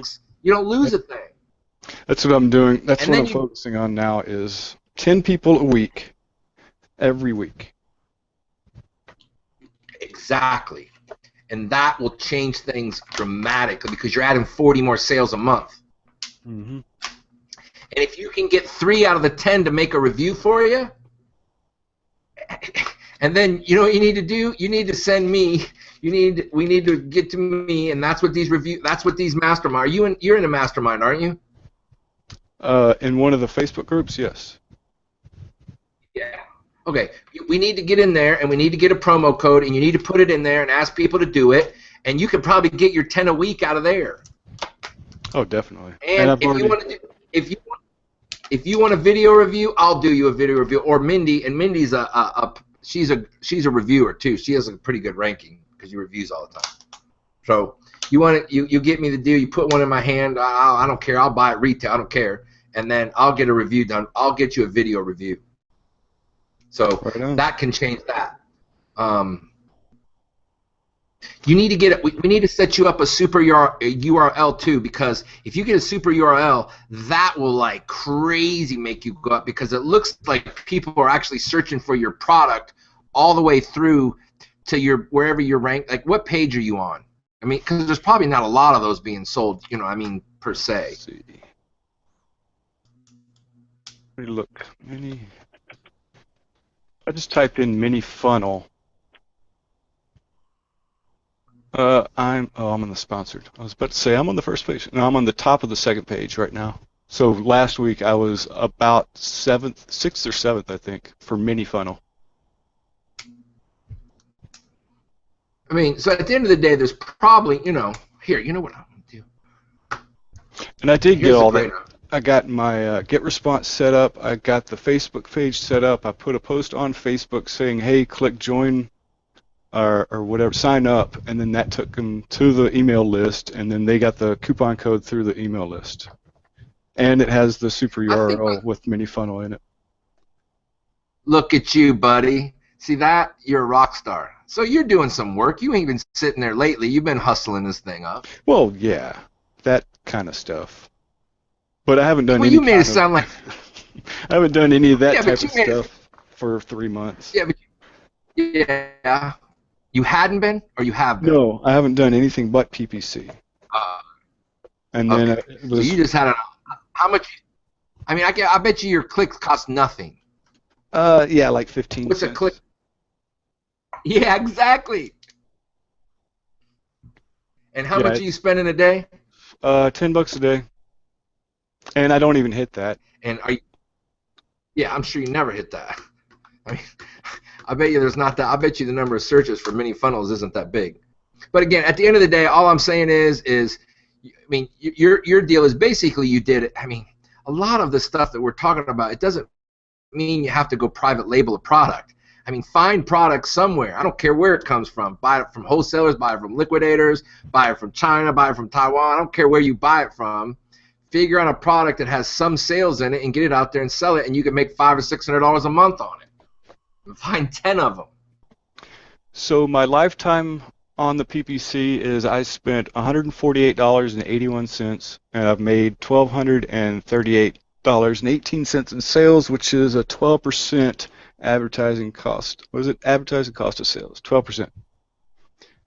So basically, I spent $2 for every $16 sale. So then it cost me $4 total, but I'm still up. Well, but you're up on things that you would have probably not got. Right. Like those are sales you probably wouldn't have converted. Exactly. So it's found money on the ground. You made $1,000 from money that was just sitting on the ground that you wouldn't have got anyway. So it didn't matter if it cost you 50 cents a piece on them. Like when I launch a product, I don't care. I mean, if I launch a product, I don't care if the dang thing breaks even for the first 60 days. Because I'm going to do what that barbecue glove guy did. I'm going to come and I'm going to overrun the whole market. I'm going to come and be like, ah! And you're not going to be able to do anything. And you're going to say, like, where did this guy come from? Well, you just had somebody who knew what was going on, and he's going to come take over the category. Anyway, hey, man, thank you for sharing. That's gotta help a lot of people. So those of you that how you can get in the mastermind group, I'll put that up for you right now. Do you know which one you're in? Are you in a Jason, do you know which one are you in? Me, I am in the second one. Okay. I'm trying to think because the weird thing is that you have to identify everybody in your life as like that little picture that they have. Like, so that's the only way you kind of identify people. So I'm trying to think whether I saw you didn't change your cover photo lately, have you? No, I don't think I have. My cover Where's photo. that? Where's what? Where's the cover photo at? What's the picture of? Oh, that is an outdoor movie theater in Austin, East Austin. All right. Okay. Well, there's a link if you want to join. Just ask to join. I asked that when you get in there,